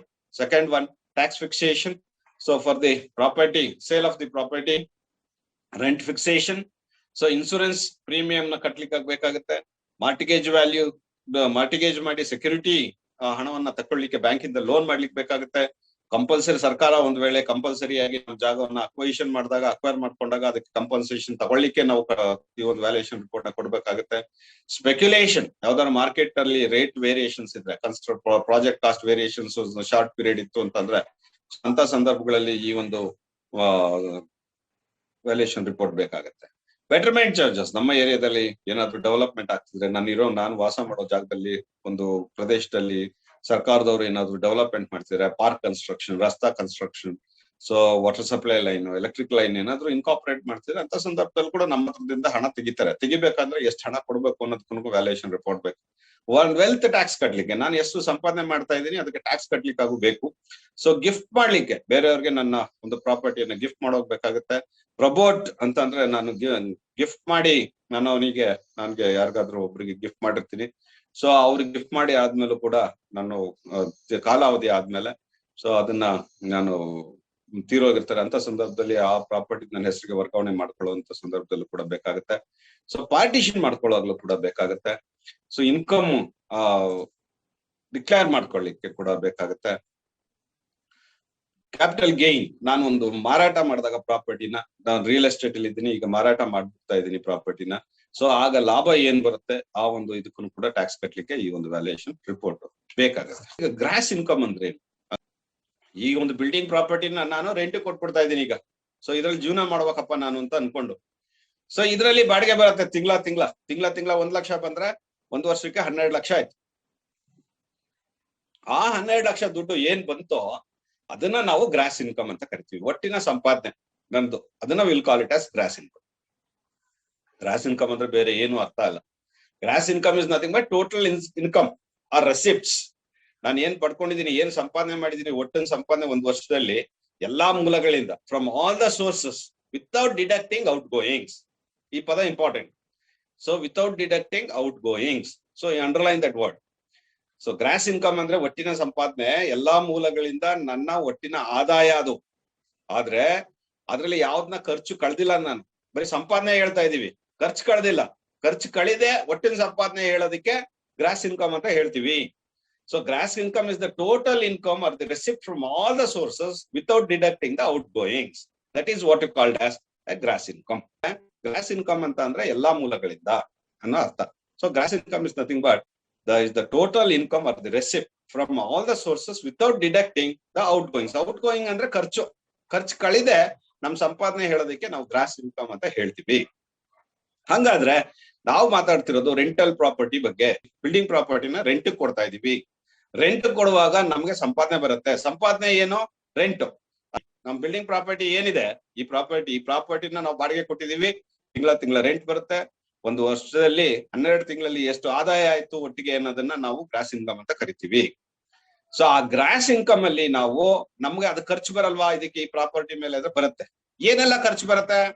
So tax ಕಟ್ಟಬೇಕು, ಈ ಬಿಲ್ಡಿಂಗ್ಗೆ ಪಂಚಾಯತಿಲಿ ಟ್ಯಾಕ್ಸ್ ಕಟ್ಬೇಕು ಅಥವಾ ಮುನ್ಸಿಪಾಲಿಟಿಲಿ ಟ್ಯಾಕ್ಸ್ ಕಟ್ಬೇಕು. ಈ ಬಿಲ್ಡಿಂಗ್ ಏನಾದ್ರು ರಿಪೇರಿ ಬಂತು, water supply line, sanitary line, ಇಲ್ಲ ಯಾವ್ದೋ ಒಂದು ಕಿಟಕಿ ಬಾಗ್ಲು ಹೋಯ್ತು, ಅದನ್ನೆಲ್ಲ ರಿಪೇರಿ ಮಾಡಿಸ್ಬೇಕು, ಬಣ್ಣ ಹೊಡಿಸ್ಬೇಕು. ಸೊ ಮ್ಯಾನೇಜ್ ಮಾಡ್ಬೇಕು. ಸೊ ವಾಚ್ಮನ್ ಇಡ್ಬೇಕು, ಅಥವಾ ಲಿಫ್ಟ್ ಇದ್ರೆ ನಮ್ದೇ ಲಿಫ್ಟ್ ಇದ್ರೆ 2-3 ಮನೆ ಇದ್ರೆ ಲಿಫ್ಟ್ ಕಾಮನ್ ಆಗಿರ್ತದೆ. ಅಂತ ಸಂದರ್ಭದಲ್ಲಿ ನಾನು ಲಿಫ್ಟ್ ಚಾರ್ಜ್ ಓನರ್ ಕಟ್ಕೋಬೇಕು. ಈ ಬಿಲ್ಡಿಂಗು ಏನು ನ್ಯಾಚುರಲ್ ಕಲಾಮಿಟಿಯಿಂದ ಏನು ಆಗ್ಬಾರ್ದು ಅಂತ ಇನ್ಸೂರೆನ್ಸ್ ಮಾಡ್ಬೇಕು, ಅದಕ್ಕೆ ದುಡ್ಡು ಕೊಡ್ಬೇಕು. ಸೊ ರೆಂಟ್ ಒಂದ್ ವೇಳೆ ರೆಂಟ್ ಕೊಡ್ಲಿಲ್ಲ ಅಂದ್ರೆ ಅದು ಲಾಸ್ ಆಗುತ್ತೆ. ಟೆನೆಂಟ್ ಇರ್ತಾನೆ, ಟೆನೆಂಟ್ ಇದ್ದಾಗ ಅವನು 12 ತಿಂಗಳ ರೆಂಟ್ 1 ತಿಂಗಳು ಕೊಡೋದೇ ಇಲ್ಲ, ಮೋಸ ಮಾಡ್ತಾನೆ. ಅಂತ ಸಂದರ್ಭದಲ್ಲಿ ಅದು ಲಾಸ್ ಆಫ್ ರೆಂಟ್ ಅಂತ ಹೇಳ್ತೀವಿ. ಸೊ ವಾಯ್ಡ್ಸ್ ಅಂದ್ರೆ ಅದನ್ನ ಲಾಸ್ ಆಫ್ ರೆಂಟ್. ಮತ್ತೆ ಮಧ್ಯದಲ್ಲಿ ಗ್ಯಾಪ್ ಇರುವಂತದ್ದು, ಒಬ್ಬ ಕ್ಲೈಂಟ್ ಬಿಟ್ಟು ಇನ್ನೊಬ್ಬ ಕ್ಲೈಂಟ್ ಬರೋ ತನಕನು ಆ ಒಂದು ಮನೆಯಲ್ಲಿ ಅಕ್ಯುಪೆನ್ಸಿ ಇಲ್ಲ, ಯಾರು ಅಕ್ಯುಪೈ ಆಗ್ಲಿಲ್ಲ ಮನೆ ಟೆನೆಂಟ್ಸ್ ಇಂದ ಅಂತ ಅಂದಾಗ್ಲೂ ಕೂಡ ಗ್ಯಾಪ್ ಇರೋದು, ಅದನ್ನ ವಾಯ್ಡ್ಸ್ ಅಂತ ಹೇಳ್ತೀವಿ. ಟೆನೆಂಟ್ ಇದ್ರು ರೆಂಟ್ ಕೊಡ್ಲಿಲ್ಲ ಅಥವಾ ಲಾಸ್ ಆಫ್ ರೆಂಟ್, ಗ್ಯಾಪ್ ಇರೋದನ್ನ ವಾಯ್ಡ್ಸ್ ಅಂತ ಹೇಳ್ತೀವಿ. ಸಿಂಕಿಂಗ್ ಫಂಡ್ ಅಂತ ಅಂದ್ರೆ ಇದೊಂದು 50 ವರ್ಷ ಈ ಪ್ರಾಜೆಕ್ಟ್ ನ ಯುಟಿಲೈಸ್ ಮಾಡ್ಬೋದು ಅಂತ ನಾನು ಅನ್ಕೊಂಡಿದ್ರೆ 50 ವರ್ಷದೊಳಗಡೆ ಮತ್ತೆ ಹೊಡೆದ್ಬಿಟ್ಟು ಹೊಸ ಮನೆ ಕಟ್ಕೋಬೇಕು. ಅವಾಗ ನಾನು ಹಣನ ಶೇಖರಣೆ ಮಾಡ್ತಾ ಹೋಗ್ಬೇಕಾಗತ್ತೆ. ಒಂದು ವರ್ಷಕ್ಕೆ ಎಷ್ಟು ದುಡ್ಡು ಅಂತ ಉಳಿಸ್ಕೋಬೇಕು. ಯಾಕಂದ್ರೆ at the end of the useful life ಹೊಡೆದ್ಬಿಟ್ಟು ಬೇರೆದ್ ಕಟ್ತೀವಿ. ಆ ಬೇರೆದ್ ಕಟ್ಬೇಕು ಅಂದ್ರೆ ದುಡ್ಡಲ್ಲಿ ಇರುತ್ತೆ. ಅದರಿಂದ ವರ್ಷ ಉಳಿಸ್ಬೇಕು ಆ ದುಡ್ಡನ್ನ. ನಮ್ ಸಂಪಾದನೆ ದುಡ್ಡಲ್ಲೇ ಉಳಿಸ್ಕೋಬೇಕಾಗತ್ತೆ. ಅದರಿಂದ ಎಷ್ಟು ಉಳಿಸ್ತೀವಿ ಆ ಸಂಪಾದನೆ ದುಡ್ಡಲ್ಲಿ ಅನ್ನೋದನ್ನೇ ಸಿಂಕಿಂಗ್ ಫಂಡ್ ಅಂತೀವಿ. ಇನ್ಕಮ್ ಟ್ಯಾಕ್ಸ್ ಕಟ್ತೀವಿ ವರ್ಷ. ಸೊ ಡಿಪ್ರಿಸಿಯೇಷನ್ ಆಗುತ್ತೆ. ಬಿಲ್ಡಿಂಗ್ ವ್ಯಾಲ್ಯೂ ವರ್ಷ ಕಡಿಮೆ ಆಗ್ತಾ ಹೋಗುತ್ತೆ. ಬಿಲ್ಡಿಂಗ್ ವ್ಯಾಲ್ಯೂ ಈ ವರ್ಷ 1 ಕೋಟಿ ಇದ್ದಿದ್ದು ನಾಳೆ 2 ಲಕ್ಷ ಕಮ್ಮಿ ಆಗಿ 98 ಲಕ್ಷ ಆಗುತ್ತೆ. 98 ಲಕ್ಷ ಇದ್ದಿದ್ದು ಮುಂದಿನ ವರ್ಷಕ್ಕೆ 2 ಲಕ್ಷ ಕಮ್ಮಿ 96 ಆಗುತ್ತೆ. ಹಿಂಗೆ ಬಿಲ್ಡಿಂಗ್ ವ್ಯಾಲ್ಯೂ ಕಡಿಮೆ ಆಗ್ತಾ ಹೋಗುತ್ತೆ ವರ್ಷ. ಬಿಲ್ಡಿಂಗ್ ವ್ಯಾಲ್ಯೂ ಜಾಸ್ತಿ ಆಗಲ್ಲ. ಯಾಕಂದ್ರೆ ಡಿಸೈನು ಮತ್ತೆ ಅದ್ರದ್ದಿರುವಂತ ಎಲಿವೇಶನ್ ಅಥವಾ ಅದ್ರದ್ದು ಯುಟಿಲಿಟಿ ಅಂದ್ರೆ ಅದ್ರ ಬಳಸುವಂತ ಕ್ವಾಲಿಟಿ ಎಲ್ಲ ಹಾಳಾಗ್ತಾ ಹೋಗ್ಬೋದು. ಬಿಲ್ಡಿಂಗ್ ಕ್ವಾಲಿಟಿ ಹಾಳಾಗೋದ್ರಿಂದ ಡಿಪ್ರಿಸಿಯೇಷನ್ ನಾವು ಕ್ಯಾಲ್ಕುಲೇಟ್ ಮಾಡ್ತೀವಿ. ಸೊ ಇದನ್ನೆಲ್ಲ ನಾವು ಖರ್ಚು ಅಂತ ಹೇಳ್ತೀವಿ. ಖರ್ಚುಗಳು ಯಾವ್ದು? ಈ ಬಿಲ್ಡಿಂಗ್ ಅಲ್ಲಿ ರೆಂಟ್ ಕೊಟ್ಟಿರ್ತೀವಿ, ಸಂಪಾದನೆ ಬರುತ್ತೆ, ಹೌದು. ಆದ್ರೆ ಆ ಸಂಪಾದನೆ ದುಡ್ಡಲ್ಲೇ ಖರ್ಚು ಮಾಡ್ಬೇಕು. ಯಾವ್ದು ಖರ್ಚು ಮಾಡ್ತೀವಿ? ಟ್ಯಾಕ್ಸ್ ಕಟ್ಟಕ್ ಖರ್ಚು ಮಾಡ್ತೀವಿ, ರಿಪೇರಿ ಮಾಡಕ್ ಖರ್ಚು ಮಾಡ್ತೀವಿ. ಯಾವ್ದ್ರದ್ದು ಮಾಡೋದು? ಇದು ಸಂಪಾದನೆ ದುಡ್ಡಲ್ಲೇ ಮಾಡ್ಬೇಕು. ಇದನ್ನ ರಿಪೇರಿ ಮಾಡೋದು, ಮೇಂಟೆನೆನ್ಸ್ ಮಾಡಕ್ಕೆ ದುಡ್ಡು ಖರ್ಚು ಮಾಡ್ತೀವಿ. ಮ್ಯಾನೇಜ್ಮೆಂಟ್ ಅಂತಂದ್ರೆ ಅದನ್ನ ಒಬ್ಬ ವಾಚ್ಮನ್ ಇಟ್ಟು ನೋಡ್ಸ್ಕೊಂಡಿರ್ಬೋದು, ಅಥವಾ ಲಿಫ್ಟ್ ಚಾರ್ಜಸ್ ಇರ್ಬೋದು, ಇಲ್ಲ ಈ ಬಿಲ್ಡಿಂಗ್ ಸುತ್ತ ಗಾರ್ಡನ್ ಮೇಂಟೆನೆನ್ಸ್ ಇರ್ಬೋದು, ಅದೆಲ್ಲ ಓನರ್ ಮಾಡ್ತಾ ಇರ್ತಾನೆ. ಆ ರೆಂಟ್ ಅಲ್ಲೇ ಆ ಒಂದು ಕೆಲಸನ ಅವ್ನು ಮಾಡ್ಕೊತಾ ಇರ್ತಾನೆ. ಇನ್ಸೂರೆನ್ಸ್ ನಾವು ಕಟ್ಬೇಕಾಗತ್ತೆ. ಬಿಲ್ಡಿಂಗ್ ಇನ್ಸೂರೆನ್ಸ್ ಅಂತಂದ್ರೆ ಅಗೇನ್ಸ್ಟ್ ನ್ಯಾಚುರಲ್ ಕಲಾಮಿಟೀಸ್ ಅಥವಾ fire safety. So loss of rent ಇದ್ದೂನು ಕೂಡ ಅವ್ನು ರೆಂಟ್ ಕೊಡ್ಲಿಲ್ಲ ಅಂದ್ರೆ ಅದು ಲಾಸ್. ವಾಯ್ಡ್ಸ್ ಅಂತ ಅಂದ್ರೆ ಟೆನೆಂಟೇ ಆಕ್ಯುಪೈ ಮಾಡ್ಕೊಳ್ಳಿಲ್ಲ, ಯಾರು ಬರ್ಲಿಲ್ಲ ಟೆನೆಂಟ್ಸ್ ಅಂತಂದ್ರೂ ಕೂಡ ಅದನ್ನ ವಾಯ್ಡ್ಸ್ ಅಂತ ಹೇಳ್ತೀವಿ. ಸಿಂಕಿಂಗ್ ಫಂಡ್ ಅಂತ ಅಂದ್ರೆ ಈ ಬಿಲ್ಡಿಂಗ್ ಯೂಸ್ಫುಲ್ ಲೈಫ್ ಆದ್ಮೇಲೆ ಇನ್ನೊಂದು ಹೊಸ ಸ್ಟ್ರಕ್ಚರ್ ನ ಬೇರೆ ಕಟ್ಟಡವನ್ನ ಮಾಡಬೇಕಾಗಿ ಆ ಹಣ ಶೇಖರಣೆಗಾಗಿ ಈ ಸಂಪಾದನೆಯಲ್ಲೇನೆ ನಾವು ಹಣನ ಉಳಿಸ್ತಾ ಹೋಗ್ತೀವಿ. ಅದನ್ನ ಸಿಂಕಿಂಗ್ ಫಂಡ್ ಅಂತೀವಿ. ಇನ್ಕಮ್ ಟ್ಯಾಕ್ಸ್ ಕಟ್ತೀವಿ. ನನಗೆ ಇಷ್ಟು ರೆಂಟ್ ಬರ್ತಾ ಇರೋದ್ರಿಂದ ಸರ್ಕಾರ ನೀನು ಇಷ್ಟು ಸಂಪಾದನೆ ಮಾಡ್ತಾ ಇದ್ದೆ, ದುಡ್ಡು ನಮಗೂ ಕೊಡು ಅಂತ ಕೇಳುತ್ತೆ. ಅದನ್ನ ಟ್ಯಾಕ್ಸ್ ಅಂತ ಹೇಳ್ತೀವಿ. ಅದನ್ನ ಇನ್ಕಮ್ ಟ್ಯಾಕ್ಸ್ ಕಟ್ತೀವಿ, ನನ್ನ ಸಂಪಾದನೆ ಆಗುವಂತ ಟ್ಯಾಕ್ಸ್ ನ. ನೆಕ್ಸ್ಟ್ ಡಿಪ್ರಿಸಿಯೇಷನ್ ಆಗುತ್ತೆ. ಬಿಲ್ಡಿಂಗ್ ಡಿಪ್ರಿಸಿಯೇಷನ್ ವರ್ಷ ಅದು ವ್ಯಾಲ್ಯೂ ಕಡಿಮೆ ಆಗ್ತಾ ಹೋಗುತ್ತೆ. ಇದನ್ನೆಲ್ಲ ನಾವು ಖರ್ಚು ಅಂತ ತಗೋತೀವಿ. ಅದನ್ನ will call it as outgoing is use to indicate the expenses. ಖರ್ಚುಗಳನ್ನ ಹೇಳಲಿಕ್ಕೆ ಬಳಸುವಂತ ಪದ ಯಾವುದು? ಔಟ್ಗೋಯಿಂಗ್ ಅನ್ನೋದು. ಔಟ್ಗೋಯಿಂಗ್ ಅಂತ ಅಂದ್ರೆ ಇನ್ನೇನು ಅಲ್ಲ. ಔಟ್ಗೋಯಿಂಗ್ ಅಂದ್ರೆ ಏನಪ್ಪಾ ಅಂತ ಕೇಳಿದ್ರೆ ಖರ್ಚು. ಏನೇನ್ ಖರ್ಚುಗಳು? ಬಿಲ್ಡಿಂಗ್ ನಾವು ಯಾವ್ದ್ರಿಂದ ಖರ್ಚು ಕಳಿಬೇಕು? ನಮ್ಗೆ ಬರುವಂತ ರೆಂಟ್ ಇಂದ, ಬಿಲ್ಡಿಂಗ್ ಪ್ರಾಪರ್ಟಿ ಇಂದ ಬರುವಂತ ರೆಂಟ್ ಇಂದ ನಾವು ಖರ್ಚು ಕಳಿಬೇಕು. ಸೊ ಗ್ರಾಸ್ ಇನ್ಕಮ್ ಅಲ್ಲಿ ಈ ಒಂದು ಔಟ್ಗೋಯಿಂಗ್ಸ್ ಏನಿದೆ, ಎಕ್ಸ್ಪೆಂಡಿಚರ್ಸ್ ಏನಿದೆ, ಅದನ್ನ ನಾನು ಕಳ್ಕೋಬೇಕಾಗತ್ತೆ. ಕಳ್ಕೊಂಡಾಗ ನಮ್ಗೇನ್ ಬರುತ್ತೆ? ನೆಟ್ ಇನ್ಕಮ್ ಬರುತ್ತೆ. So net income is equal to gross income minus expenses or outgoings ನಾನು ಎಕ್ಸ್ಪೆನ್ಸಸ್ ಅಂತೀರಿ. ಎಕ್ಸರ್ಸೈಸ್ ಪ್ರಾಬ್ಲಮ್ ತಗೋಣ. ಈಗ ಬಿಲ್ಡಿಂಗ್ ಪ್ರಾಪರ್ಟಿದು ಗ್ರಾಸ್ ಇನ್ಕಮ್ ಇದೆ, ಇದನ್ನ ರೆಂಟ್ ಕೊಟ್ಟಿದೀವಿ ನಾವು. ಈ ಬಿಲ್ಡಿಂಗ್ ಪ್ರಾಪರ್ಟಿ ರೆಂಟ್ ಕೊಟ್ಟಿರೋದೇನೋ a gross rent accumulated to a property of ₹20,000 per annum. ಒಂದು ವರ್ಷಕ್ಕೆ ಎಷ್ಟು ರೆಂಟ್ ಬರ್ತಾ ಇದೆ? 20,000 ರೂಪಾಯಿ ರೆಂಟ್ ಬರ್ತಾ ಇದೆ. ಗ್ರಾಸ್ ಇನ್ಕಮ್ ಅದು ಒಂದು ಎಷ್ಟಾರು ಇರ್ಲಿ, ತಿಂಗಳು ಲೆಕ್ಕ ಬೇಡ, ಅವ್ನು ವರ್ಷದ ಲೆಕ್ಕದಲ್ಲಿ ಹೇಳ್ತಿದ್ದಾನೆ. ಪರ್ ಆನಮ್ ಒಂದು ವರ್ಷಕ್ಕೆ ಇದ್ರ ಸಂಪಾದನೆ, ರೆಂಟ್ ಇಂದ ಬರುವಂತ ಸಂಪಾದನೆ ನಮ್ಗೆ 20,000. ಔಟ್ಗೋಯಿಂಗ್ಸ್ ಅಂತ ಹೇಳ್ತಾ ಇಲ್ಲ ಅವನು, ಖರ್ಚು ಬರ್ತಾ ಇದೆ ಅಂತ ಹೇಳ್ತಾನೆ. ಏನ್ ಖರ್ಚು ಬರ್ತಾ ಇದೆ? ಡಿಡಕ್ಷನ್ಸ್. ಏನ್ ಕಳಿಬೇಕು ಅದ್ರಲ್ಲಿ? ರಿಪೇರಿ ಮಾಡಕ್ ಹಣ ಖರ್ಚು ಮಾಡ್ತಾ ಇದೀನಿ, ಅದನ್ನ ಮೇಂಟೈನ್ ಮಾಡಕ್ ಹಣ ಖರ್ಚು ಮಾಡ್ತಿದೀನಿ, ಅದ್ರ ಮೇಂಟೆನೆನ್ಸ್ ಅಂಡ್ ರಿಪೇರ್ಸ್ ಅಥವಾ ಮ್ಯಾನೇಜ್ಮೆಂಟ್, ಇದಕ್ಕೆ ನಾವು ಖರ್ಚು ಮಾಡ್ತಾ ಇದೀವಿ. ಇದ್ರದ್ದು ಹಣ ಒಟ್ಟಿಗೆ ನಾನು ಏನ್ ಸಂಪಾದನೆ ಮಾಡ್ತಾ ಇದೀನಿ ಅದರಲ್ಲಿ 10% ಹಣ ಹೋಗ್ತಾ ಇದೆ ಅಂತ ಹೇಳ್ತಿದ್ದಾನೆ. ಹಂಗಾದ್ರೆ ನೀನು ನೆಟ್ ಇನ್ಕಮ್ ಎಷ್ಟುದು ಈ ಪ್ರಾಪರ್ಟಿದು ಲೆಕ್ಕ ಮಾಡು ಅಂತ ಹೇಳ್ತಾನೆ. ಆಯ್ತು, ನೆಟ್ ಇನ್ಕಮ್ ಹೇಗ್ ಬರುತ್ತೆ? Net income is equal to gross income minus expenses. ಅದರಿಂದ gross income minus expenditure will give the net income. ನಮ್ಮ ಈ ಒಂದು ಬಿಲ್ಡಿಂಗ್ ಇಂದ ನಮ್ದು ವರ್ಷದ ಸಂಪಾದನೆ, ಅದರಲ್ಲಿ ನನ್ನ ಗ್ರಾಸ್ ಇನ್ಕಮ್ ಎಷ್ಟು ಬರ್ತಾ ಇದೆ? 20,000. ಅದ್ರಲ್ಲಿ ಎಕ್ಸ್ಪೆಂಡಿಚರ್ ಎಷ್ಟು ಹೋಗ್ತಿದೆ? 2,000 ಅಂತ ಹೇಳ್ತಲ್ಲ ಅವ್ನು. 10% ಅಷ್ಟು ದುಡ್ಡು ಹೋಗುತ್ತೆ ಅಂತ ಹೇಳ್ತಾನೆ. ಸೊ ಅದರಿಂದ 10% ದುಡ್ಡು ಅಂದ್ರೆ ಎಷ್ಟು? 20,000ದಲ್ಲಿ 10% ಅಂತಂದ್ರೆ 2,000. ಆ 2,000 ದುಡ್ಡನ್ನ 20,000ದಲ್ಲಿ ಕಳೆದಾಕಿದ್ರೆ ಅಂದ್ರೆ ಒಟ್ಟಿನ ಆದಾಯದಲ್ಲಿ ಖರ್ಚಿನ ಕಳೆದಾಗ ನಮ್ಗೆ ಉಳ್ಕೊಳ್ಳುವಂತ ದುಡ್ಡನ್ನೇ net income. This is how we are going to calculate the net income from the property. This is about what you call as calculation of the net income, gross income and expenditures or outgoings. So scrap value ಅಂದ್ರೆ ಏನು ಅಂತ ಕೇಳ್ತಾರೆ. What do you mean by scrap value? Scrap value ಅಂತಂದ್ರೆ ಏನಿಲ್ಲ. Scrap value ಅಂದ್ರೆ ಈ building ನ ನಾವು 50 ವರ್ಷ ಆದ್ಮೇಲೆ, ಉದಾಹರಣೆ ಯೂಸ್ಫುಲ್ ಲೈಫ್ ಅಂತ ಹೇಳ್ತೀವಿ, ಇದು ಯೂಸ್ಫುಲ್ ಲೈಫ್ 50 ವರ್ಷ ಇರುತ್ತೆ, ಅಥವಾ 1 ವರ್ಷ 10 ವರ್ಷ ಇರ್ತದೆ, ಇಲ್ಲ 50 ವರ್ಷ 100 ವರ್ಷ ಇರ್ತದೆ, ನಾವು ಡಿಸೈನ್ ಮಾಡಿದ ಹಾಗೆ. ಸೊ ಈ ಬಿಲ್ಡಿಂಗ್ ಎಷ್ಟು ದಿವಸ ಯೂಸ್ ಇಲ್ಲ ಅಂತಂದ್ರೆ ಅದು ಯೂಸ್ಫುಲ್ ಲೈಫ್ ಮುಗ್ದೇ ಇರಲ್ಲ. ನಾವು ಚೇಂಜ್ ಇನ್ ಡಿಸೈನ್, ಈಗ ರೆಸಿಡೆನ್ಶಿಯಲ್ ಪ್ಲಾಟ್ ಇರುತ್ತೆ ನಮ್ ಸಿಟಿ ಸೆಂಟರ್ ಅಲ್ಲಿ, ಈಗ ಸಡನ್ ಆಗಿ ಅದನ್ನ ಕಮರ್ಷಿಯಲ್ ಕನ್ವರ್ಟ್ ಮಾಡ್ಬೇಕು, ಕಮರ್ಷಿಯಲ್ ಬಿಲ್ಡಿಂಗ್ ಹಾಕ್ಬೇಕು ನಾವು. ಸೊ ಅಂತ ಸಂದರ್ಭದಲ್ಲೂ ಆ ಬಿಲ್ಡಿಂಗ್ ನ ರೀಪ್ಲೇಸ್ ಮಾಡ್ತೀವಿ ನಾವು, ಆ ಜಾಗದಲ್ಲಿ ಹೊಸ ಬಿಲ್ಡಿಂಗ್ ಕಟ್ತೀವಿ ನಾವು. ಅದೇನು ಅದು ಆಯಸ್ಸು ಮುಗಿಯೋ ತನಕ ವೆಯ್ಟ್ ಮಾಡ್ಬೇಕಂತ ಅವಶ್ಯಕತೆ ಏನ್ ಬರೋದಿಲ್ಲ. ಸೊ ನಮ್ಗೆ ಅವಶ್ಯಕತೆ ಇದ್ದಾಗ ಹೊಸ ಬಿಲ್ಡಿಂಗ್ ನಾವು ಕನ್ವರ್ಟ್ ಮಾಡ್ತೀವಿ, ಆ ರೆಸಿಡೆನ್ಶಿಯಲ್ ಇದನ್ನ ಕಮರ್ಷಿಯಲ್ ಇರ್ತೀವಿ. ರೆಸಿಡೆನ್ಶಿಯಲ್ ಬಿಲ್ಡಿಂಗ್ ತುಂಬಾ ಚೆನ್ನಾಗೇ ಇರ್ಬೋದು, ವಾಸ ಮಾಡಕ್ ಯೋಗ್ಯ ಇರ್ಬೋದು, ಇನ್ನೂ 50 ವರ್ಷ ಮನೆಯಲ್ಲಿ ವಾಸ ಮಾಡ್ಬೋದು, ಚೆನ್ನಾಗಿದೆ ಅಂತ ಅನಿಸ್ಬೋದು. ಆದ್ರೆ ಆ ಇನ್ಕಮ್ ನೋಡಿದಾಗ, ಸೊ ಅದೇ ಜಾಗದಲ್ಲಿ ನಾವು ಕಮರ್ಷಿಯಲ್ ಮಾಡಿದ್ರೆ 2 ಲಕ್ಷ ಸಂಪಾದನೆ ಬರುತ್ತೆ ತಿಂಗಳಿಗೆ. ಆದ್ರೆ ಅದೇ ರೆಸಿಡೆನ್ಶಿಯಲ್ ಅಲ್ಲಿ ರೆಂಟಲ್ ಕೊಟ್ಬಿಟ್ರೆ ನಮ್ಗೆ 10,000 ಬರುತ್ತೆ. 10,000 2 ಲಕ್ಷ ರೂಪಾಯಲ್ಲಿ. ಅದರಿಂದ ನಾವು ಸ್ಟ್ರಕ್ಚರ್ ನೇ ಚೇಂಜ್ ಮಾಡ್ಬಿಡ್ತೀವಿ, ರೆಸಿಡೆನ್ಶಿಯಲ್ ಟು ಕಮರ್ಷಿಯಲ್ ಕನ್ವರ್ಟ್ ಮಾಡಕ್ ಬಿಡ್ತೀವಿ. ಸೊ ಅಂತ ಸಂದರ್ಭಗಳಲ್ಲೂ ಇರೋ ಬಿಲ್ಡಿಂಗ್ ನ ಒಡೆದಾಕ್ಬಿಡ್ತೀವಿ. ಆದ್ರೆ ಸೊ ಈ ಒಂದು ಕಟ್ಟಡದಲ್ಲಿ ಒಡೆದಾಕಾದ್ಮೇಲೆ ಈ ಬರುವಂತ ಸಾಮಗ್ರಿಗಳೇನಿದಾವೆ, ಈ ಸಾಮಗ್ರಿಗಳನ್ನ ಮಾರ್ತೀವಿ. ಈ ಸ್ಟೀಲ್ ಎಷ್ಟೋ ಬರುತ್ತೆ, ಇಟ್ಟಿಗೆ ಎಷ್ಟೋ ಬರ್ತದೆ, ಮರಗಳೆಷ್ಟೋ ಬರ್ತದೆ, ಇದನ್ನೆಲ್ಲವನ್ನು ನಾವು will call it as scrap ಅಂತ ಕರಿತೀವಿ. ಸ್ಕ್ರಾಪ್ ಅಂತ ಅಂದ್ರೆ what ever material will get after dismantling the structure is known as the scrap. ಉದಾಹರಣೆ, ಈ ಕಪ್ನ ಏನು ಇಟ್ಗೆ ನಾವು ಕಾಂಕ್ರೀಟ್ ಸ್ಟ್ರಕ್ಚರ್ ಅಲ್ಲಿ ರಿಇನ್ಫೋರ್ಸ್ಮೆಂಟ್ ಬಳಸಿದ್ವಿ, ಕಾಂಕ್ರೀಟ್ ಮತ್ತೆ ರಿಇನ್ಫೋರ್ಸ್ಮೆಂಟ್ ನ ಸಪರೇಟ್ ಮಾಡಿದೀವಿ. ಈಗ ರಿಇನ್ಫೋರ್ಸ್ಮೆಂಟ್ ನ ತಗೊಂಡ್ ಹೋಗ್ತಾರೆ, ದುಡ್ಡಿಗೆ ಮಾರಬಹುದು. ಸೊ ಇಟ್ಟಿಗೆಗಳನ್ನ ನಾವು ಬಿಡಿಸಿ ಇಟ್ಟಿದೀವಿ, ಇಟ್ಟಿಗೆಗಳನ್ನ ತಗೊಂಡ್ ಹೋಗ್ತಾರೆ. ಸೊ ಈ ಒಂದು ಮರ ಅಥವಾ ಬೇರೆ ಇನ್ನೇನಾದ್ರೂ ಕಿಟಕಿ ಬಾಗಿಲುಗಳಿಗೆ ಬಳಸಿರುವಂತ ಮರಗಳು ಏನಿದೆ, ಇದನ್ನ ನಾವು ಕೂಡ ಮಾರಾಟ ಮಾಡ್ಬೋದು, ಇದನ್ನ ತಗೊಂಡ್ ಹೋಗ್ತಾರೆ. ಸೊ ಅದರಿಂದ ಈ ಒಂದು ಮಾರಿದಾಗ ನಮ್ಗೆ ಬರ್ತದಲ್ಲ ವ್ಯಾಲ್ಯೂ, ಅದನ್ನ ನಾವು ಸ್ಕ್ರಾಪ್ ವ್ಯಾಲ್ಯೂ ಅಂತೀವಿ. Scrap value is the value of the dismantle material of the property at the end of its useful period. ಅದನ್ನ ಉಪಯೋಗಿಸಿ ನಾವು ಸಾಕಪ್ಪ ಈ ಬಿಲ್ಡಿಂಗ್ ಸಾಕು, ಈಗ ಹೊಡೆದಾಕ್ ಬೇರೆ ಬಿಲ್ಡಿಂಗ್ ಕಟ್ಟೋಣ ಅಂತ ಆ ಜಾಗದಲ್ಲಿ ಅಂತ ಅನ್ಸುತ್ತಲ್ಲ, ಅದನ್ನ ಯೂಸ್ಫುಲ್ ಪೀರಿಯಡ್ ಅಂತೀವಿ. ಅದು ಯೂಸ್ಫುಲ್ ಪೀರಿಯಡ್ ಗೆ ಡೆಫಿನೇಷನ್ ಏನು, 10 ವರ್ಷನ 5 ವರ್ಷ ಅಂತ ಹೇಳಿದ್ರೆ it based on the design and style of the requirement. So ನಾವು ಡಿಸೈನ್ ಅಲ್ಲಿ ನಾವು 50 ವರ್ಷ ಡಿಸೈನ್ ಮಾಡಿದ್ವಿ ಯೂಸ್ಫುಲ್ ಲೈಫ್ ನ ಅಂತಂದ್ರೆ ಆ ಎಂಡ್ ಅಲ್ಲಿ ಯೂಸ್ ಬಳಸಬಹುದು, ಹೊಡೆದಾಕ್ಬಹುದು. ಇಲ್ಲ ಬೇಡಪ್ಪ, ಡಿಸೈನ್ ಆಗಿ ಇಮಿಡಿಯೇಟ್ ಆಗಿ ರಿಕ್ವೈರ್ಮೆಂಟ್ ಚೇಂಜ್ ಆಗಿದೆ, ನಾವು ರೆಸಿಡೆನ್ಶಿಯಲ್ ಟು ಕಮರ್ಷಿಯಲ್ ಅಥವಾ ಕಮರ್ಷಿಯಲ್ ಟು ಬೇರೆ ಇನ್ಯಾವುದೋ ಪ್ರಾಜೆಕ್ಟ್, ಹಾಸ್ಪಿಟಲ್ ಪ್ರಾಜೆಕ್ಟ್ ಮಾಡೋದು, ಶಾಪ್ಸ್ ಇದೆ, ಕಮರ್ಷಿಯಲ್ ಸ್ಟ್ರೀಟ್ ಅಲ್ಲೇ ಇದೆ, ಶಾಪ್ಸ್ ಇದೆ, ಅದ್ರ ಜಾಗದಲ್ಲಿ ಹಾಸ್ಪಿಟಲ್ ಹಾಕ್ಬೇಕು, ಇಲ್ಲ ಬ್ಯಾಂಕ್ ಬಿಲ್ಡಿಂಗ್ ತರಬೇಕು, ಆಗ್ಲೂ ಚೇಂಜ್ ಆಗುತ್ತೆ. ಸೊ ಸ್ಟ್ರಕ್ಚರಲ್ ರಿಕ್ವೈರ್ಮೆಂಟ್ ಚೇಂಜ್ ಆಗುತ್ತೆ, ಅಥವಾ ಬಿಲ್ಡಿಂಗ್ ರಿಕ್ವೈರ್ಮೆಂಟ್ ಚೇಂಜ್ ಆಗುತ್ತೆ. ಸೊ ಅದು ಡಿಸೈನೇ ಚೇಂಜ್ ಮಾಡ್ಬೇಕು, ಅಥವಾ ಕನ್ಸ್ಟ್ರಕ್ಷನ್ ಹೊಸದ್ ಮಾಡ್ಬೇಕು, ಅಂತ ಸಂದರ್ಭದಲ್ಲೂ ಹೊಡಿತೀವಿ. ಸೊ ಹೀಗಾಗಿ ಸೊ ಯೂಸ್ಫುಲ್ ಲೈಫ್ ಅಂತ ಅನ್ನೋಕೆ ಅರ್ಥ, ನಾವು ಅದನ್ನ ನಾವು ಬೇರೆ ಬೇರೆ ಕಾರಣಗಳಿಂದ ಹೇಳ್ಬೋದು, ಅಲ್ಲ ಅದನ್ನ ಉಪಯೋಗಿಸ್ಲಿಕ್ಕೆ ಯೋಗ್ಯ ಇಲ್ದೇನೆ ಅದು ಹಾಳಾಗಿರುವಂತ ಕಂಡೀಷನ್ ಕೂಡ ಇದು ಲೈಫ್ ಎಂಡ್ ಆಯ್ತು ಅಂತ ಹೇಳ್ಬೋದು. ಇಲ್ಲ ಡಿಸೈನ್ ಚೇಂಜ್ ಆದಾಗ್ಲೂ ಕೂಡ ನಾವು ಇದನ್ನ ಯಾಕೋ ನಮ್ಗೆ ಸ್ಟೈಲ್ ಇಷ್ಟ ಆಗ್ತಾ ಇಲ್ಲ, ನಾವು ಹೊಸ ಬಿಲ್ಡಿಂಗ್ ಮಾಡ್ಬೇಕು ಅಂತ ಅನಿಸ್ಬೋದು. ಇಲ್ಲ requirement based on the requirement, income ಕ್ರೈಟೀರಿಯಾದ ಮೇಲೂ ಕೂಡ ನಾವು ಸ್ಟ್ರಕ್ಚರ್ ನ ಬೇರೆ ರಿಕ್ವೈರ್ಮೆಂಟ್ ಗೆ ಬದಲಾವಣೆ ಮಾಡ್ಬೋದು ಆ ಸ್ಟ್ರಕ್ಚರ್ ನ. ಅಂತ ಸಂದರ್ಭದಲ್ಲೂ ರೀಪ್ಲೇಸ್ ಮಾಡ್ತೀವಿ ಸ್ಟ್ರಕ್ಚರ್ ನ. ಹಿಂಗಾಗಿ ಯೂಸ್ಫುಲ್ ಲೈಫ್ ಅನ್ನೋ ಡೆಫಿನೇಷನ್ ಬೇರೆ ಬೇರೆ ಇರುತ್ತೆ. So at the end of its useful life you are going to dismantle the building. After dismantling will get the material. Scrap value of the building usually considered as 10% of the cost of construction. Cost of construction ಗೆ ಎಷ್ಟು ದುಡ್ಡು ಬಳಸಿದೀವಿ ಅದರದ್ದು 10% scrap value. So not present market value, present market value ಅಲ್ಲ, 10% scrap value of the building is usually considered as 10% of the cost of construction.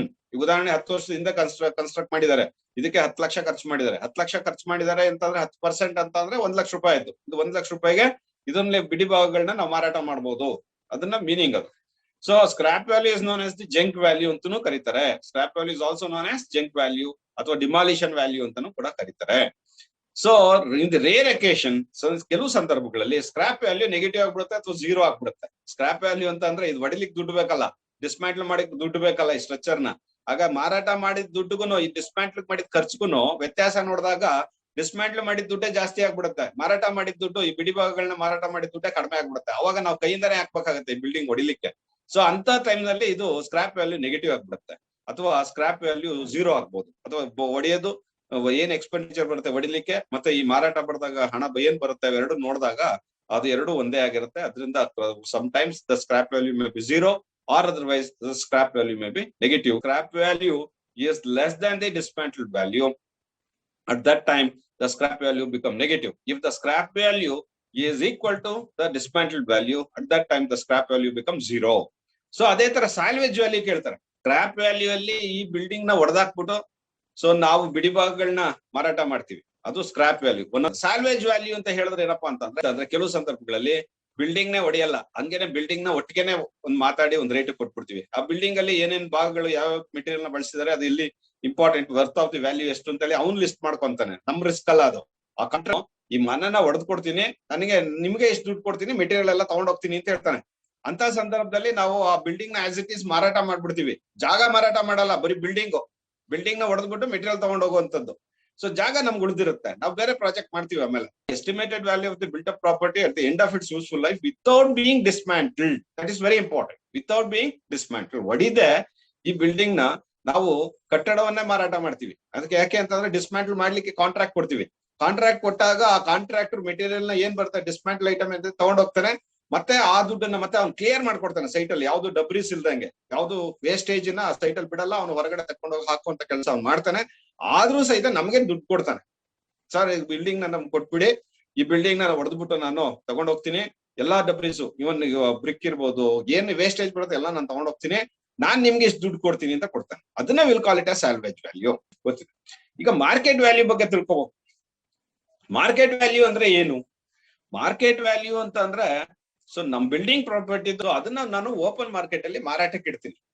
So ಈ building ನಾನು ಕಟ್ಟಡ ಮಾಡಿದೀನಿ, ನಾನು ಎಷ್ಟಾದ್ರೂ ಖರ್ಚು ಮಾಡ್ಕೊಂಡಿರ್ಲಪ್ಪ, ನಾನು ಇದು ಮಾರಾಟಕ್ಕೆ ಇಡ್ತೀನಿ.